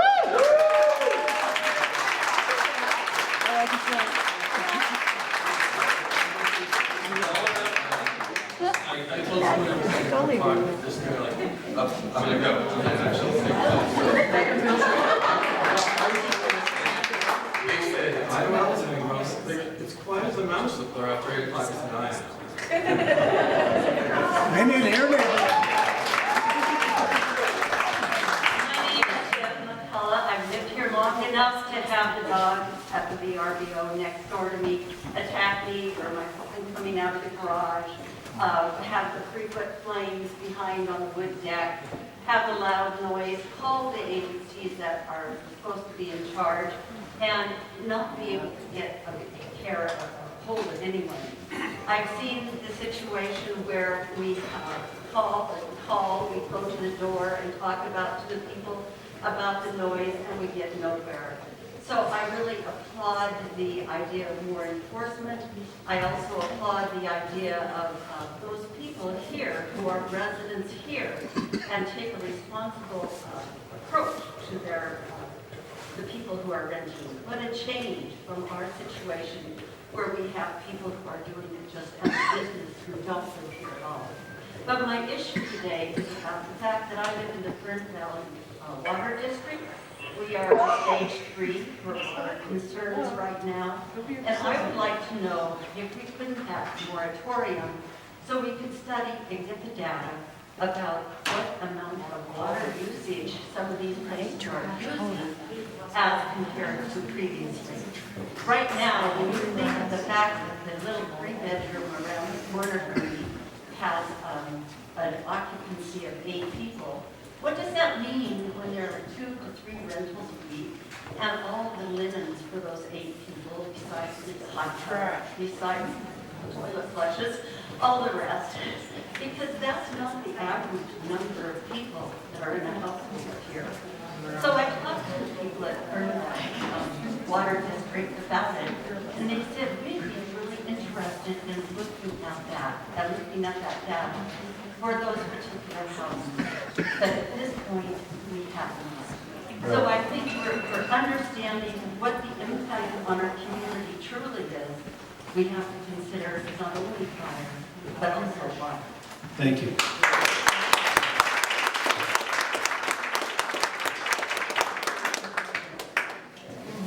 Hello, my name is Tracy. I'm in the mountains tonight. I have a home here. I know I don't look over 30, but I've owned a property for 30 years.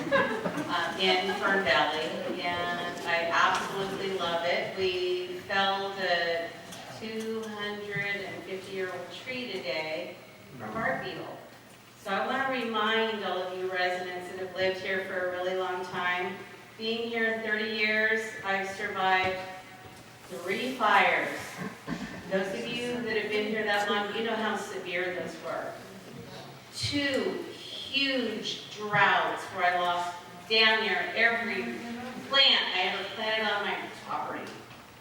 Okay? You hear me. You know who you are. Okay? And so what else have we survived? The recent one was pandemic, but the bark beetle. I mean, that bark beetle, it devastated our community. I'm not trying to throw shade on any reason why any of you are here tonight. I'm just quite frankly saying we all need to live and get along.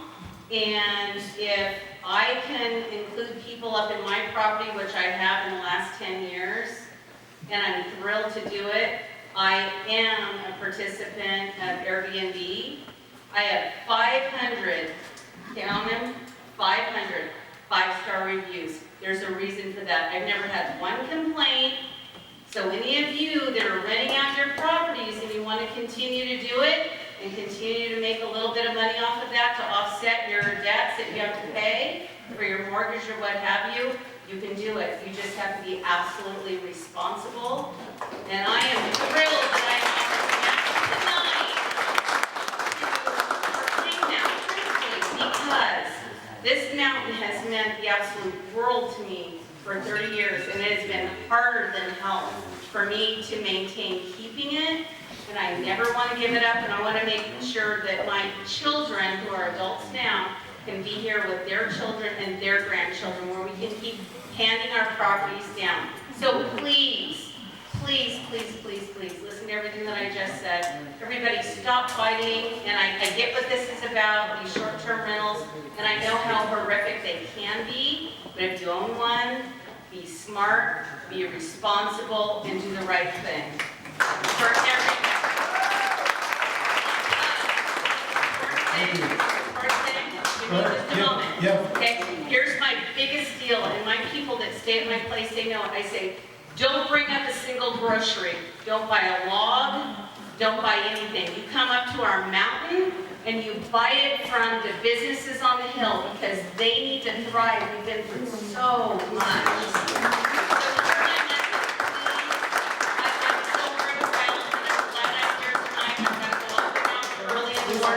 But I am, you know, I know this is God's grace, and I'm here to share this with you tonight. Please, just listen. Please. Thank you. I'm going to jump in for 30 seconds. I stated it earlier, and I've seen it, and I've been on the mountain 10 years full-time, 15 years total. There are a lot of renters. There are a lot of vacation rental homes that are done very, very well. I mean, there's a ton of them. But there is a percentage that are not, and yes, so they, you know, so they need a little bit of correcting or whatever. But I just want to reiterate to the red shirts here, you know, and the ones that left, you know, you're still watching maybe. We're not coming down on you per se. We're not coming down on all the rentals. There's real issues, you know. I have 2 across the street from me. I know firsthand what it can be like on a reasonably regular basis, you know. You have an issue, and then you just wait for the next one, because you know it's coming. And it happens at all hours, and you get really rude comments sometimes, and it's not just 1 or 2 here and there. You know, when you add up however many there are, it's a significant number of problems. But again, there's plenty of good ones, and thank you guys all for coming. Let's keep it civil and spirited. My name is Suzanne Weatherly, and my husband and I started coming up here. We live in the San Diego area, and we've been coming up here for 12 years, fell in love with this town, and bought a home 7 years ago, which we use for family vacations, and we also have short-term rentals. First of all, I want to get up and thank our fire department and our sheriff department and our police. I think you guys have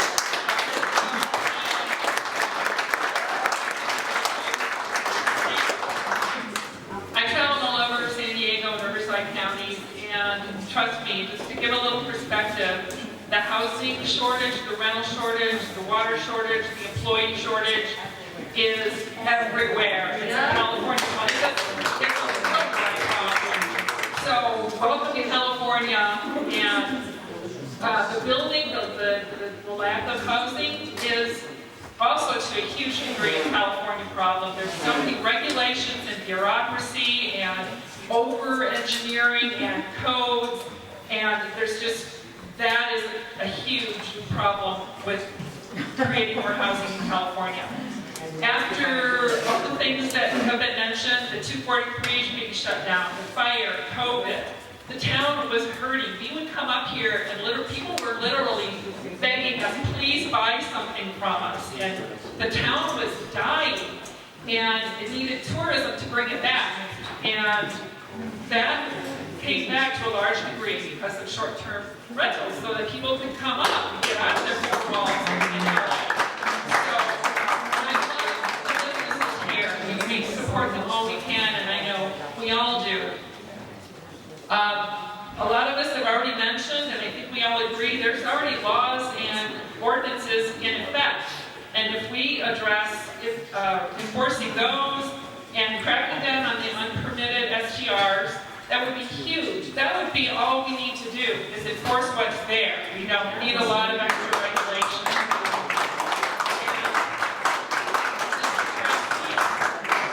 We'd like to see your documentation on the noise and the parties and the calls, also where those are. I'm also about the online signatures. Where are these people? Where do they live? Do they even live in Idyllwild? Do they even live in unincorporated Riverside County? Yes. You throw all these things, Yes. and you have no documentation I that do. you've shown to us. He's not lying.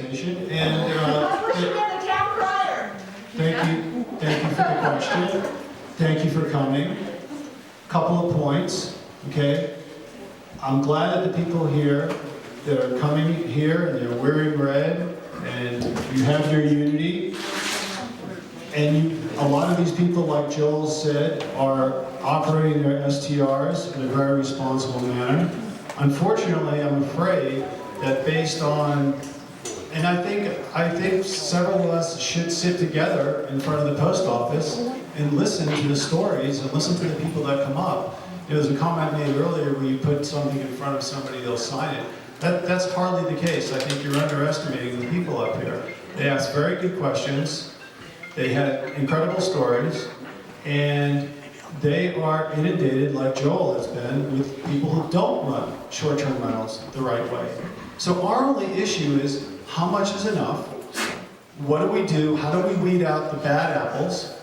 Okay? The people that aren't doing it right, the people that don't live right near where they are renting their property. They're off the hill. That has been documented. We can get more detail. I said at the beginning, we don't have every single statistic, but I can tell you, after 14, 15 hours in front of the post office, listening to people's stories, it's affecting every single neighborhood that we have. It's affecting every street.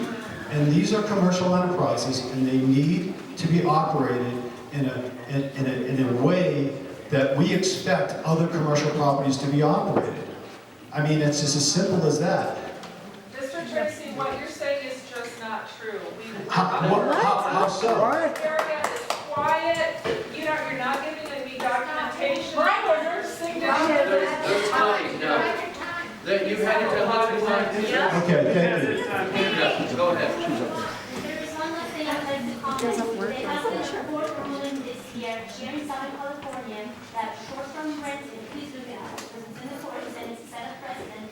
Short-term rental versus long-term rental is renting. It is not commercial activity. So please repeat that.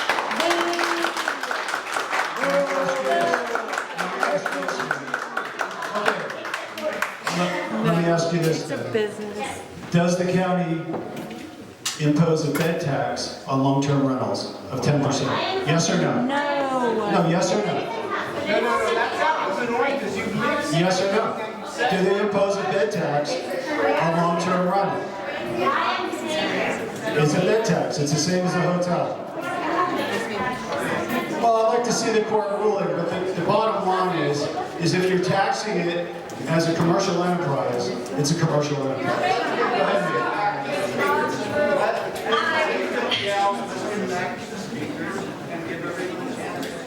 Go ahead, Go ahead, ma'am. My name is Sharon Baker.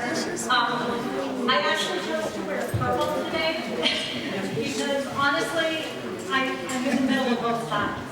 I have a short-term rental, I moved up here full-time 2 years ago. We've been coming up since 2013. Fell in love with Idyllwild. Stayed in numerous cabins. Every time we came up, we stayed at a different place, which unfortunately now 4 of those cabins have been turned into full-time rentals. They are no longer vacation rentals. One of my questions is, because we talk about, the need for full-time rental, do we know how many we have up here that are occupied? And what is the count on those? I understand that everybody's saying that we need more, but like I said, I've literally seen 4 vacation cabin rental companies be bought and turned into rentals. We live on site, we have a studio, we have no parties.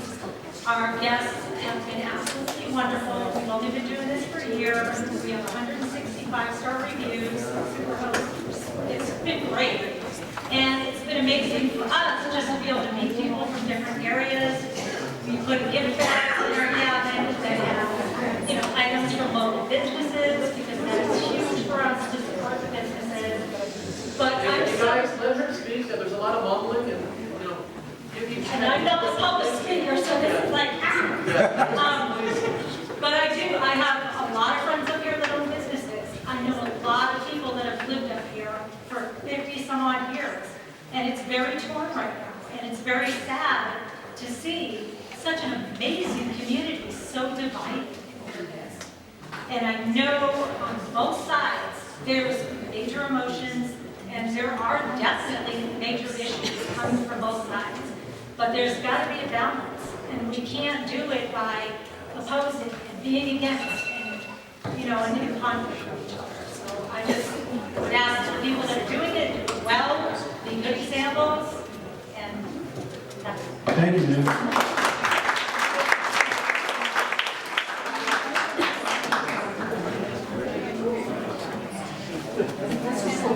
Hi everybody, my name is Scott. You know when you take off your hat and you have weird hair? When I take off my mask, I have a weird beard. So, sorry about that, but it's easier to speak without the mask on. My wife Melody and I have been coming up here to visit for about 20 years, and last year we bought a small place on Crestview, which was a dream come true for us to be able to get to come up here regularly and have a place to call our own. And we spend at least 1 week per month here now. And the reason that we can afford to spend a week a month here is because when we're not here, we do rent out our place as a short-term rental. And we're licensed, we use a management company, we have great relationships with our neighbors. We've had no incidents, which has been great. And I've seen comments online and heard comments referring to things like greedy homeowners and painting everybody with a broad brush. And I'm sure there are some bad homeowners and some greedy homeowners. But when I hear things like that, I bristle a little bit, because that's not the situation that we are in. Earlier, the presenter stated that these are commercial properties. And yes, some of these are absolutely commercial properties. But my wife and I don't think are greedy, absentee land barons. We are people who have found a way to get to spend time here in Idyllwild because we love it, like everyone here loves it. And if we were classified as a business, we would probably lose that opportunity. And the gentleman who mentioned, hey, losing a few bucks is worth it. Not everybody has the luxury of losing a few bucks to be able to maintain the situation that they are currently in. Bottom line is, we love this community. We want to be a part of this community. I don't want to be an evil STR owner. I do have a distinctive beard, so you'll recognize me in the grocery store. I don't want anybody to throw a tomato at me or anything. But I will say that it is easy to sign a petition. Just 30 seconds, sure. It is easy to sign a petition about anything, no matter what side you're on.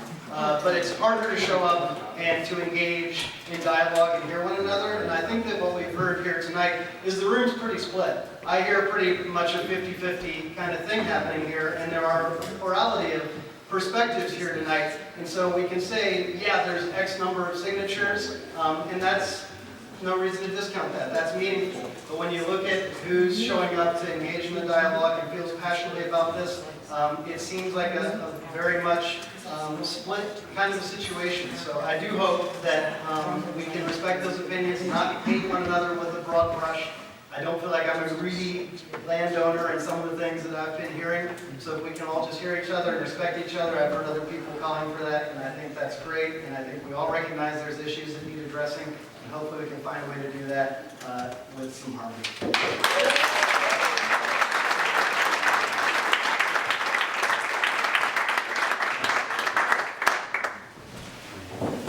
My name is David Mill.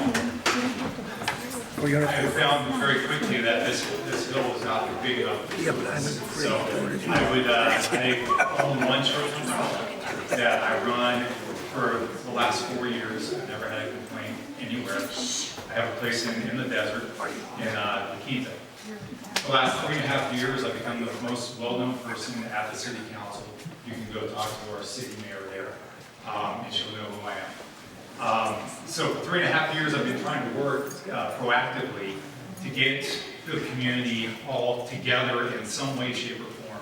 There's going to be some people that absolutely hate everything about the people in the red shirts possible. That's what's going to happen. But you're in a place where probably all the people in red need to sit down with Mr. Code Enforcement, with this gentleman that I would not be able to sit down with and figure it out. You need noise aware for your homes, right? You need to have a certain amount of people staying in the homes. You can regulate this.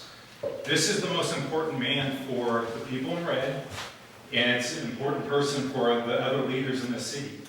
This can work. My fear for you guys, and I was up here a few months ago thinking about investing in improving a home. I feel it's kind of slanderous that the gentleman was saying that, kind of just flipping out there, oh, these 2-bedroom homes have 12 people staying in them. I'm sure it has happened, and you crack down on it, right? You go after them, you get a hold of people that run the short-term rental program and say, we got this address. It's a problem. We got to get a hold of this person, and we're either going to shut it down or they're going to figure it out. They're going to get noise aware. They're going to get the maximum amount of people. I know I'm aware of Anna, and she has dealt with this, and she's a lot more PC and reasonable than I am because I don't like people trying to mess with my property rights and harass me. So,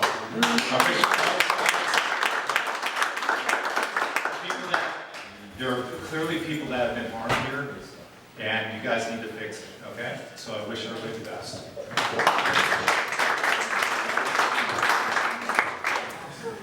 Nathan Dejanet, almost 12 years here local. My family's owned business up here since the 70s. And to put it simple, short-term rentals support local businesses.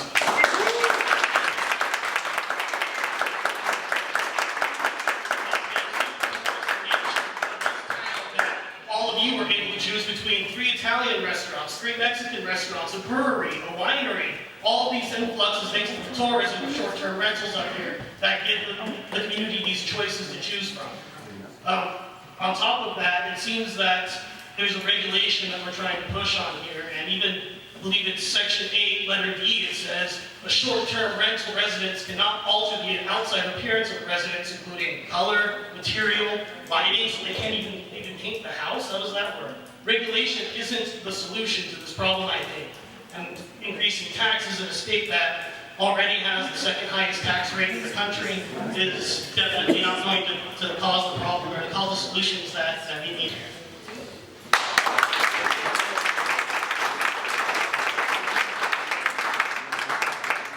Hi, my name is Dan Marshall. I live down in Warren Valley. I have a cabin up here, and what brought me up here out of the desert, I was a cop in Rodeo for 16 years. My last 7 years, I ran the Coachella and Stagecoach Music Festival, which I don't think you really understand short-term rentals. What you're inflaming these people with is broad numbers and numbers that don't apply to you. When we had the concerts, we had 125,000 people that came to Indio for 5 days. Cities down there enacted ordinances and did what they did to attack a problem of Stagecoach and Coachella.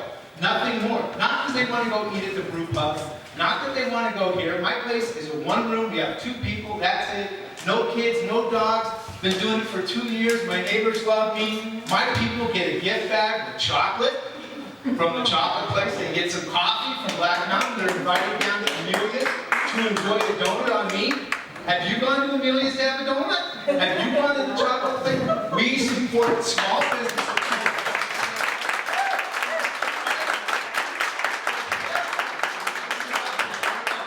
I've heard at least 20 people say, how many unauthorized permits have you responded to in the past 2 months? How many? Yeah, you could. Because these people are saying that there's fires everywhere, and are you guys getting phone calls? Are you responding? And this is what we dealt with at Coachella.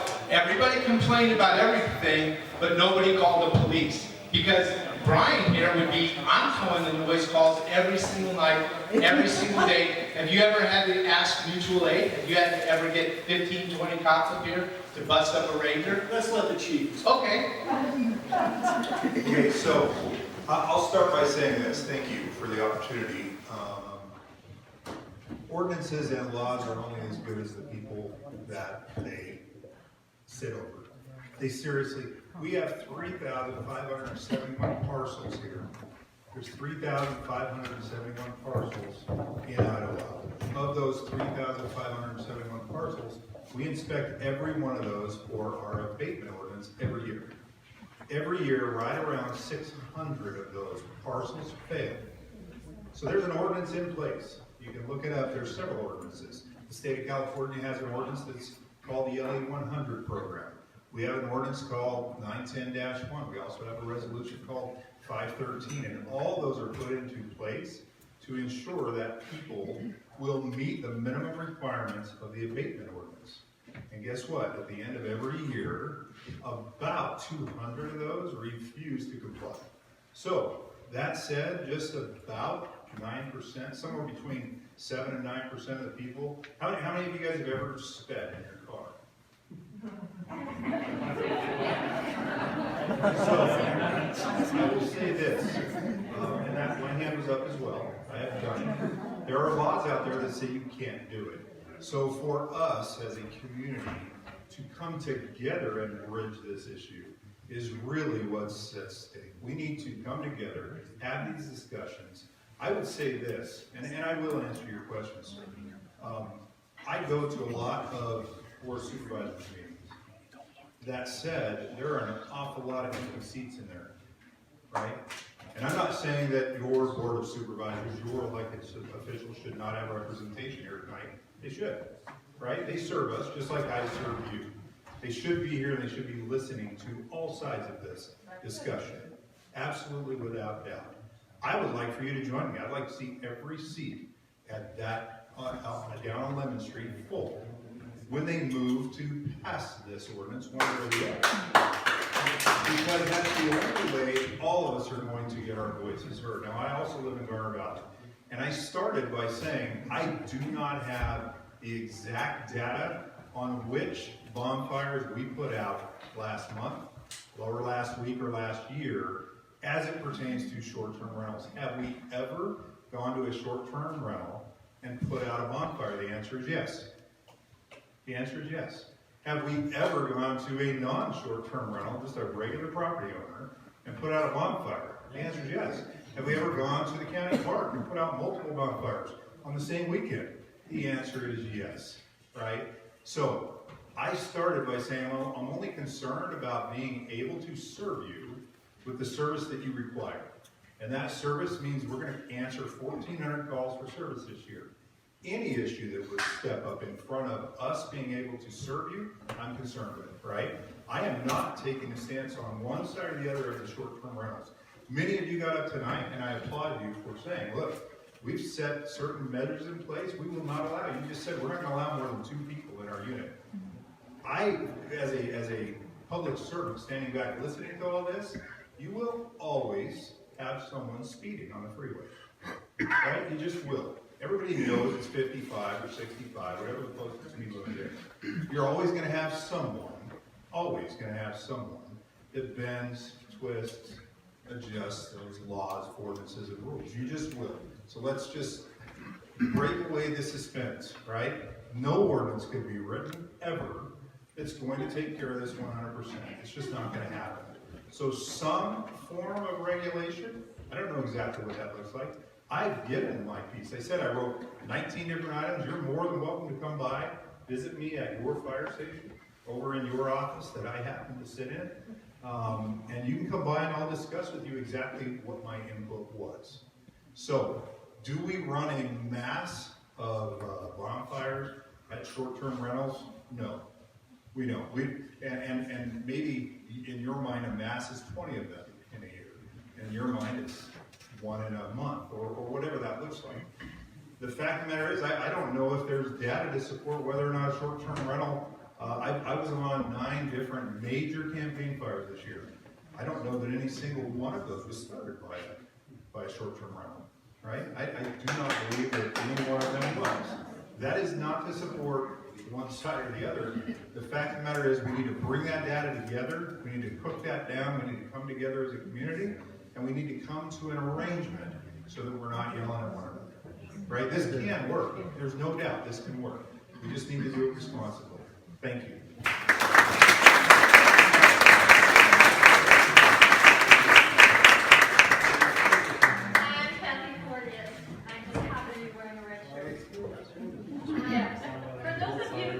Short-term rentals who are here and responsible, you're not the problem. We're not talking about you. Yes. It's the ones. You are talking about us. You are. Let me speak, please. I don't have a problem with you. You're here. You're responsible. The people who live next to me are not. They don't live here. They have other people in rental companies watching their property. And they come over, and I've lived here as a business owner, small business owner, and I know what it's like to hurt when you don't have enough work. We got hit by COVID really hard in my business. But I moved here because I wanted to live in a quiet town. I could have moved to Big Bear, but I didn't because I don't want to live like that. I no longer go into town on the weekends because it's miserable. I don't want to go to the functions where everyone comes up to the hill anymore because it's not enjoyable anymore.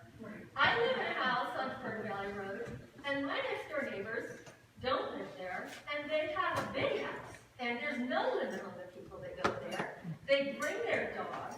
So my dogs, we have a huge piece of property for the dogs, and my dogs are going nuts every weekend because it's every weekend different people.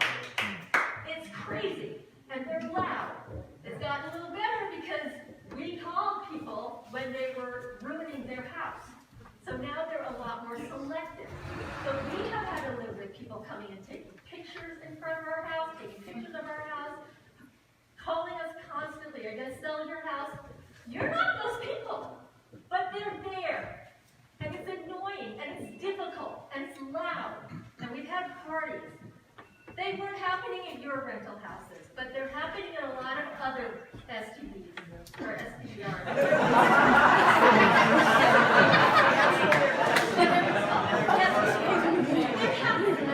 You know, we've been waiting to sign the petition. I didn't have someone come and shove it in my face. I've been waiting for something to happen to take care of this problem. I do think we need a cap. There's got to be a cap somewhere because there's a percentage of us that have lived here for a long time and are retired. I have plenty of friends, families that I've had to move off the hill because I couldn't find a place to live, and that was not happening 5 or 10 years ago. It's happening now. And a lot of the people who are doing this are businesses that don't live on the hill and don't give a damn about the rest of us. So thank you for being here at the local. I'm not talking to you. Thank you. Thank you.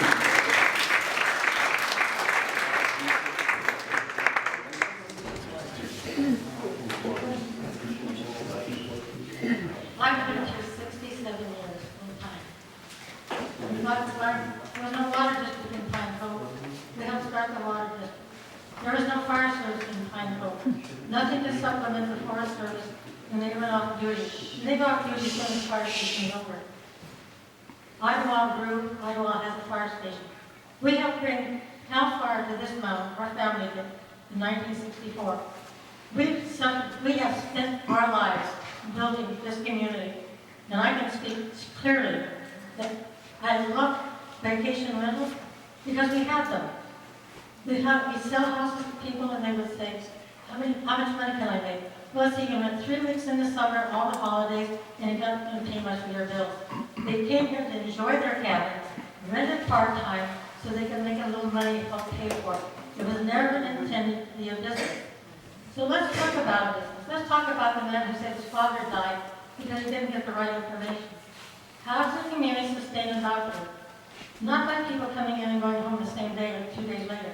People that live here need that service. They maintain the doctor. We just had a doctor's office move out of town. Now we have one clinic. How do we get a plumber, an electrician? You were talking about the restaurants. That's fine to go to a restaurant. We have 26. We used to have 10.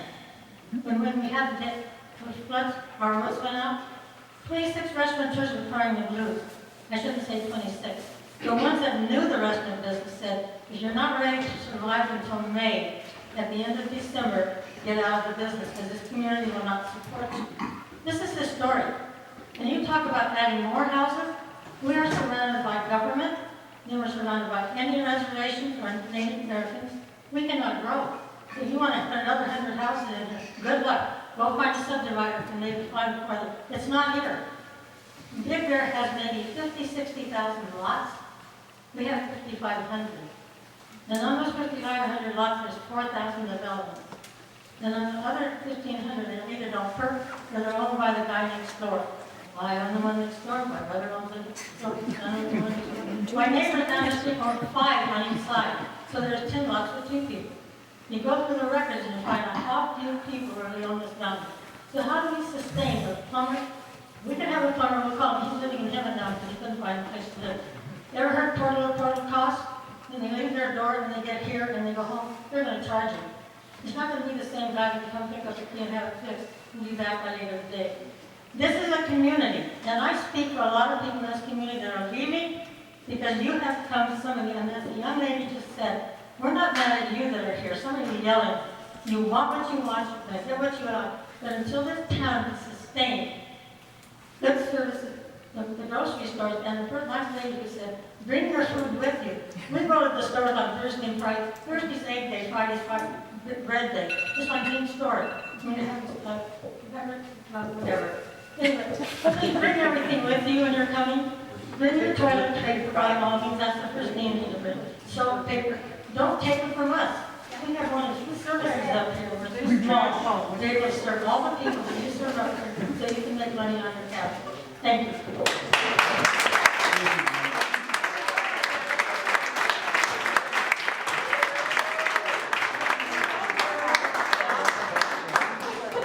Hello, I'm Peter Davidson, and I met my wife here in 1978, and we got our house in 99, and we moved here full-time in 2011. So we've had quite a few problems with STRs in our neighborhood, mostly in the area of playing really loud music in the daytime, really loud, and barking dogs that bark usually until around 1 to 2 in the morning. And I wonder, and I heard a lot of really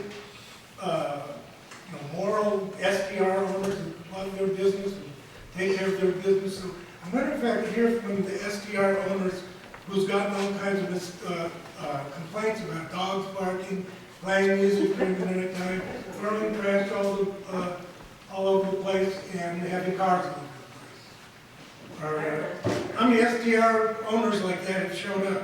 No. They're not here. Because there's not that many. And you grew up with saying, where do you get your facts? What are your facts? Exactly. What are your facts? Because, my neighborhood, I've never. How do you know that there's not that many? Problem. So in your particular neighborhood in life, you haven't had a problem? Well, you just asked people how many have had a problem and nobody raised their hands. I did not ask that question at all. I said, how many STR owners here have had horrible complaints about dogs? That's what I'm saying. Noise. Nobody has answered that. That's what I'm saying, that no STR owner is going to come that gets complaints about that. And doesn't care about it. They're not going to show up with you like that. You don't know that. We have all kinds of. Well, but I do know that because not one person in this room has ever had a problem with an STR complaint. And yet, Well, I have. yes. Hey, I have. Okay, let's just go on. I don't have that much time. You can go ahead and argue with me. No STR owner is going to come to a meeting like this if they've had all kinds of complaints. The second thing I would like to say is, I have a business of my own. I supply, I have a product that I supply, I get paid for that. I have to do certain forms, I have to follow certain rules, and I have to pay taxes on my income. From what I understand, an STR is a place, is a thing where you own a home, you have a bedroom in the home, let's say, you rent it out, that's your service, you get paid for that service, you have to follow certain regulations, which apparently none of you don't have any regulations. That's not true. Okay, you all want to follow regulations, okay? You love regulations. And you have to pay taxes on the income. So I don't understand how with a straight face you can possibly say that that is not a business. It's the exact definition of a business. You can't make stuff up. It's legally not a business, it's a rental. A rental is a business. You have to pay taxes on the things that you... On the income, yes, I pay income tax on it. Just like when you have a job. Just like a long-term rental. That's just like a long-term rental, sir. A short-term rental and a long-term rental both collect income. Yes. But I understand. But only a short-term rental is classified as a hotel by the county. I did own a home in Arizona once upon a time, and I realized I didn't like it, it was set up on business. I paid taxes on it, I did this and the other thing. One last point. Okay, I would like to say that I know quite a few people who've been forced out of their homes here in Idyllwild because, the short-term rentals are taking over the long-term rentals. And I have, in the state of California, I'm sorry I don't have the information right here, but there's a thing where if you are going to evict someone from a home, it's not just, 30 days and you have to leave. And if you're going to be making a profitable thing out of the home once you evict the person, there is a series of payments that have to be made by the person who's kicking the person out. There's a series of payments that have to be made by the owner of the home that's evicting you that are based on the amount of rent that you pay, the amount it would cost for 2.5 years to rent a similar place in the same area, et cetera, That's not correct. Excuse me, but I did that. I had that happen to me. On mobile homes and things like that, that's not true on everything. That's not true. Oh, so you're saying I'm lying that I didn't receive the money? No, on some things. Okay, I didn't receive the money when I got evicted. Well, go ahead and laugh. You're the one who said it. We're winding down. We got 3 more people to speak? Okay. Thank you. Thank you, Peter. I know that I'm pretty young, and therefore I don't really know much, but trying to keep it light. So I do understand a couple of things. Like there have been many times people have been saying like, oh, we're not trying to target the people here who are here. Okay, but the problem is that we have many people who are doing short-term rentals. You can't just say, oh, the people who are doing this are the ones that are going to get targeted. It's either everybody or it's none of them. So like when you target the short-term rental people, you're going to target people who are doing good, who are doing things that maybe aren't following, people who aren't following regulations. Can I just say that we're not targeting anybody? We're just not. Just allow me. The word targeted is literally a loaded word. We are not targeting anybody. What we're trying to do is ask the question, how much is enough? Okay? The short-term rental situation the county recognizes is out of control. It's taking over our neighborhoods. Many are good. Many are not. Just as the chief said, people are going to speed. Okay? They're going to drive fast in their cars. Okay? All we're saying is that, and again, I welcome anybody who would like to sit out in front of the post office with me or in any way collect information and hear people's stories, okay, about what are happening to their neighborhoods. We've heard some of this before. And it is not coming from from the people that are operating their short-term rentals in a responsible fashion. We know that, okay? But there are many that are not. And so the question is, what do we do about that? How do we organize together to preserve what we all cherish about this hill? That is really the purpose of this meeting, and there's really no other purpose. I did my best to provide the statistics that I've been able to gather from a lot of different sources. It's a complicated issue, okay? I've got 35 years experience in the commercial real estate business. I've also lived through it down in the desert, okay? And I've seen what has happened down in the desert, and I'm sharing that experience with you. It's not the desert. And it's not a city. You keep bringing that up. Well, you did the same thing you're doing here. You get down in the desert. But I'm going to get. Well, I would like to take. I understand that.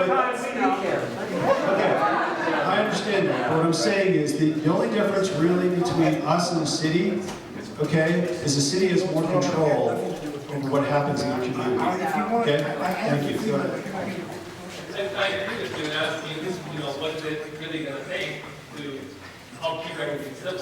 I think that means all the arguing that I've heard here, I think anything that's positive for anything. So I do think that if we try to keep things civil, we're going to try to find a solution. I don't think that more regulation is going to be the solution. I believe that trying to figure out ways to impose whatever regulation is already there, or if something does need to come out, something does need to be more regulated, I think that's probably the solution. But in general, I think just simply coming out and saying, no, we need more regulation, we need to do this, we need to impose more rules, I don't think that's going to solve anything for anyone. I think in general, we're just going to cause more arguing, more disputes, and more yelling like we've been seeing today. I don't think that's going to solve anything.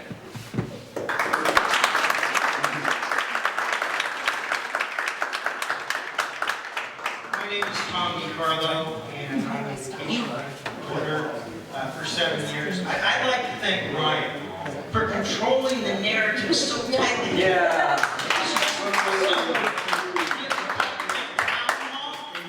Someone could look up the definition. I believe that there would be some advance notice. You can see that more than half the people in this meeting here are probably against what you're saying. That's fine. Also, There's nothing wrong with that. You're doing it again. About 35 people commented tonight. Most of them were trying to come up with a solution, and every one of them that was a vacation rental owner, you had a comment for it.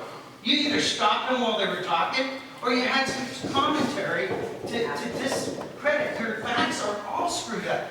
Get your numbers from Cindy Gosselin, the person that issued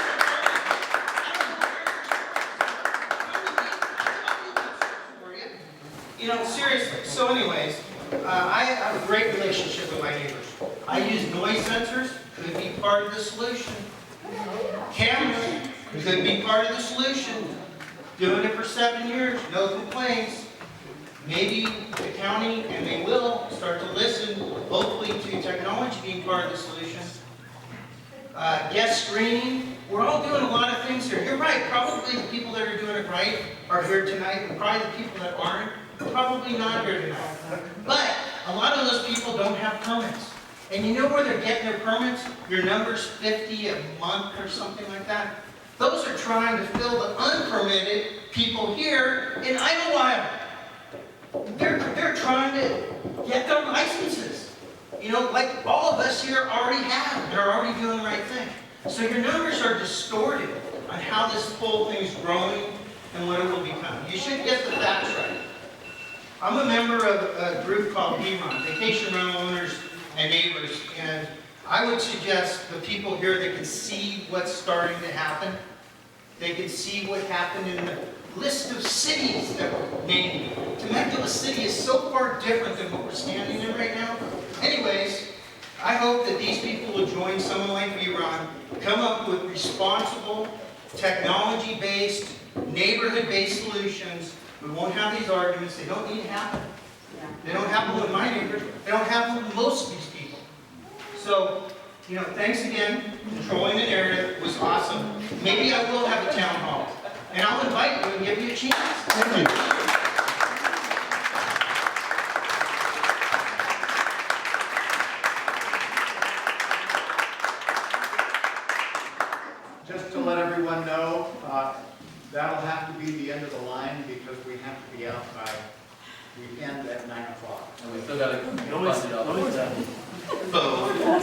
please don't interrupt me. I'm sorry, what? I can't hear you. Do not interrupt me when I'm going to be speaking. Okay.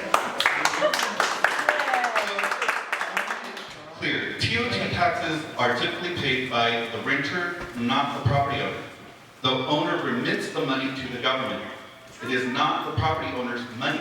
It is the person who's renting is paying it to the government to help mitigate the impacts on roads and fire and police and everything else. Anecdotal stories on both sides are pointless. They're just complaints. You want data and facts to support the argument. If we don't have the data, then we should start collecting it and then implement the regulations based on the data.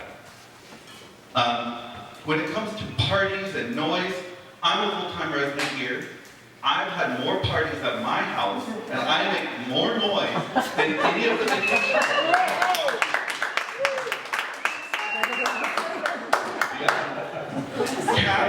Capping the number of vacation rentals won't resolve your problem.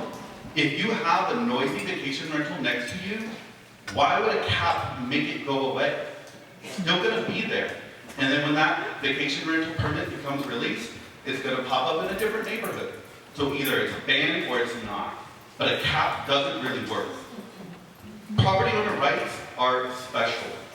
And having your rights imposed on my rights isn't fair.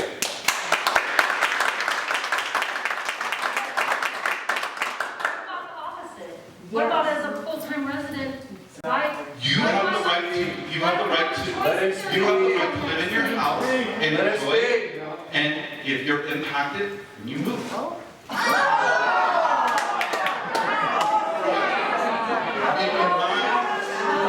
my opinion,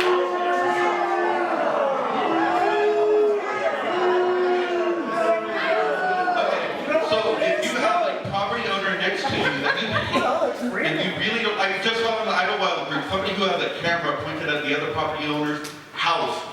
What do you do about it? Nothing. Or you move. There's nothing you can do. You can talk to them, you can cry about it, but there's nothing to do about it. Regulate it. Regulate it. Yeah, regulate it. Yes, enforcement. Let me get to that. So, last is Not residential. money talks and enforcement is the most important issue. The county collects a lot of money from this community in TOT taxes. They should be funding more enforcement officers. And a hotline for code complaints, just like the city of Palm Springs does. They have created a Department of Special Program Compliance. They have enforcement officers that are dedicated to just vacation rentals, and they respond. And that's where VRON really does come in.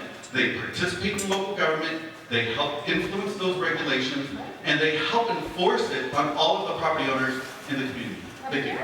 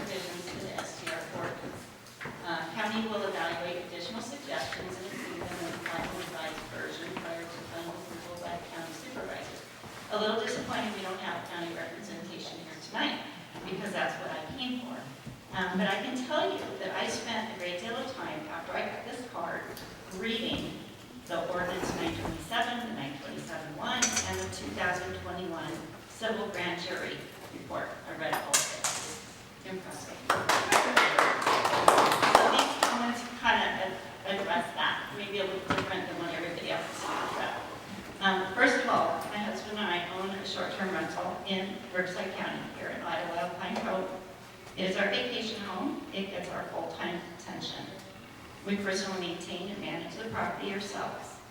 We provide equal opportunity, non-discriminatory housing. We're responsible, considerate owner-operators. We are neighbors to a variety of full-time owners, full-time renters, part-time renters, and STR guests and part-time owners.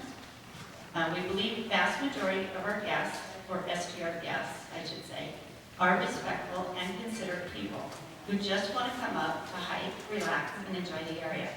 We also know, unfortunately, that there are a few people who are not like that. In our area, the STRs provide a place for local families, relatives, and friends to come visit and stay nearby. In a home away from home, as well as providing nice housing for tourists, visitors, and people needing temporary housing, such as during the pandemic, or because of a loss due to a fire or other unfortunate or unforeseen event. Travelers should be able to have a safe and enjoyable getaway in a comfortable home in beautiful Riverside County communities, just like property owners are afforded that opportunity. Rules and expectations should be for everyone, not just owners of STRs. There is inequality when there are different rules for STRs or long-term rentals, for owner-occupied or non-owner-occupied properties. STRs are typically better maintained. I already go ahead, actually. Finish your thought. Sure, finish up. Typically, we've experienced in all of our years of doing what we do, that STRs are better maintained, they're kept looking good from the outside, don't have full-time occupants who, in our experience, can sometimes be an ongoing problem or a nuisance, and they don't leave or move away. Some full-time residents are more of a problem or present negative issues, more than the occasional infrequent short-term rental visitors. For example, full-time renters or owners may have nuisance barking dogs, loose dogs, on-site drug consumption or distribution, unstable people, excessive noise, unkept properties, cause parking problems, etc. Full-time occupants actually use more emergency services and utilities such as water, electric, septic, sewer, as opposed to STRs. That's just my opinion. Property owners, and this has to do with the revision, the proposed revision. Property owners, whether their property is a STR, full-time, whatever it is, should have privacy rights that should not be compromised. Things like their contact information and details about their private property, such as the owner's name, phone number, number of people and vehicles that can be on their property, should not be disclosed out in public via a proposed sign visible on the road. In addition, the fact that their home may not always be occupied, making it vulnerable to theft or vandalism, should also not be made public.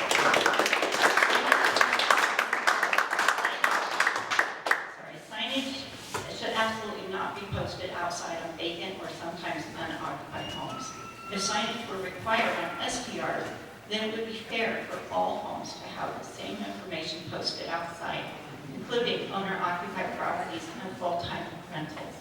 But of course, no one would want this requirement, so neither should STRs have the Ma'am, can you wrap it up in about 10 seconds? Much more time than anybody else. Okay. Yeah. Property owners should not be found guilty of breaking the law when they did not intend for anyone visiting their home to be a public nuisance. An individual or party committing an offense should be the persons penalized for the rule infraction. Law enforcement should be able to handle it and let the people know that they are not abiding by the laws. Sheriff's Department could be a better option to take noise complaints rather than Riverside County Planning Department. Okay, thank you.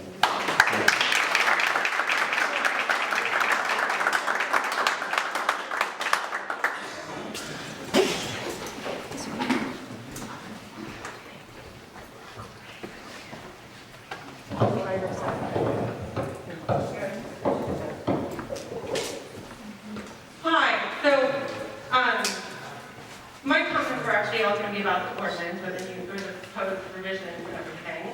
And since there's no representative here, I will include that all in an email to the representative. I came up at the last minute to comment because it really saddens me to see what's happening here. So I've been coming here since I was a child. And very recently, I had the opportunity to purchase a place here.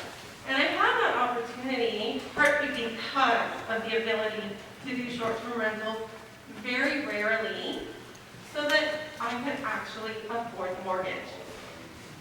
I'm sharing that just to share that. I think my thing is, though, that I'm really disappointed at how everything's being portrayed here. And so I really do question how it is that those 1,000 people came to sign that petition. Because I really do question,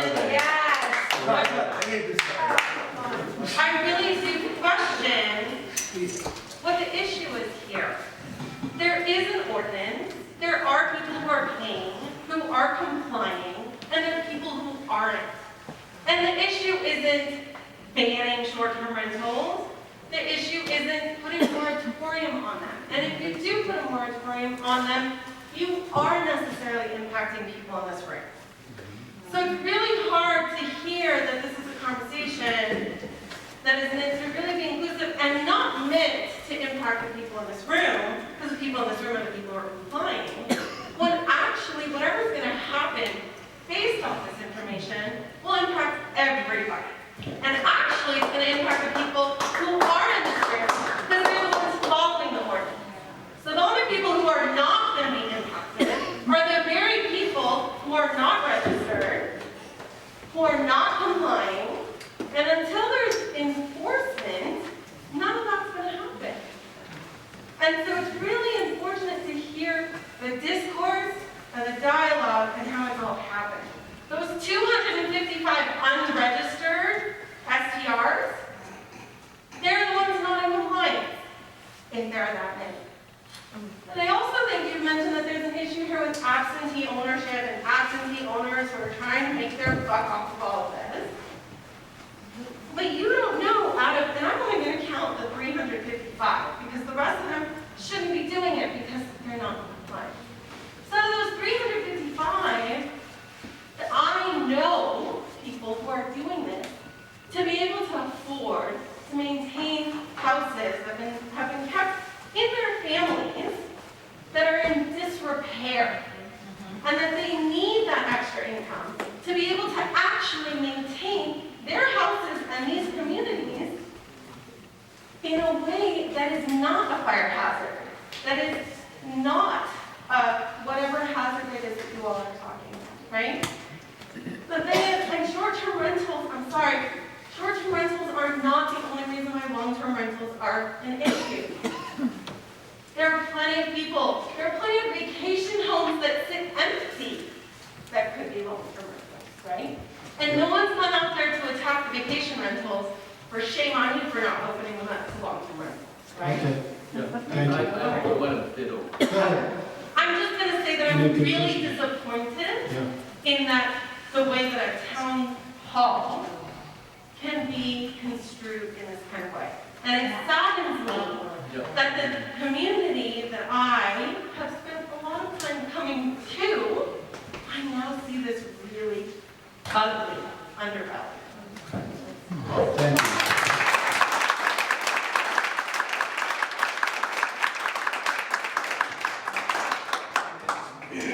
Hi, my name is Simmons, Tony Wheeler. I own a short-term vacation rental we bought it a couple of years ago, shortly after the last fire. We love being up here, we love the community. We've met some wonderful people, continue to meet more and more people. We follow all the rules, all the laws, we pay all the taxes, including income tax and the registration of it and everything else. The registration fees are meant to go towards the enforcement of the noise and all of the regulations. That's why they collect those fees. It was my understanding that our neighbors all received a notification once we got our permit that we were going to be doing this. It's supposed to be everybody within 100 feet or a couple hundred feet or something like that. So, and on that form, supposedly there was a number to call if there was any issues So if there ever is an issue with my property, my neighbors know to call me. I actually have a good relationship with all of my neighbors. Also, in all of our properties, we're supposed to post this, this notice, and it talks about noise and all of those things. And if anybody would like to look at it, I'd be happy to share it. Yes, you will. So we're supposed to post these in all of our homes when we rent them. And you know, we try very hard to include the community in everything that we do. We buy coffee for our guests from the coffee shops and other things from the community. And we love it here, and we love all of you, and we just want to really fit in and be a part of this, and we want everybody to come together and work together. Thank you.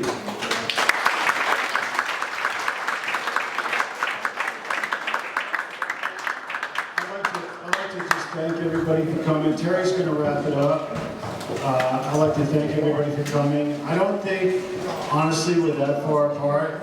I think the issues that we care about, the neighborhoods that we care about, the code enforcement that we all care about,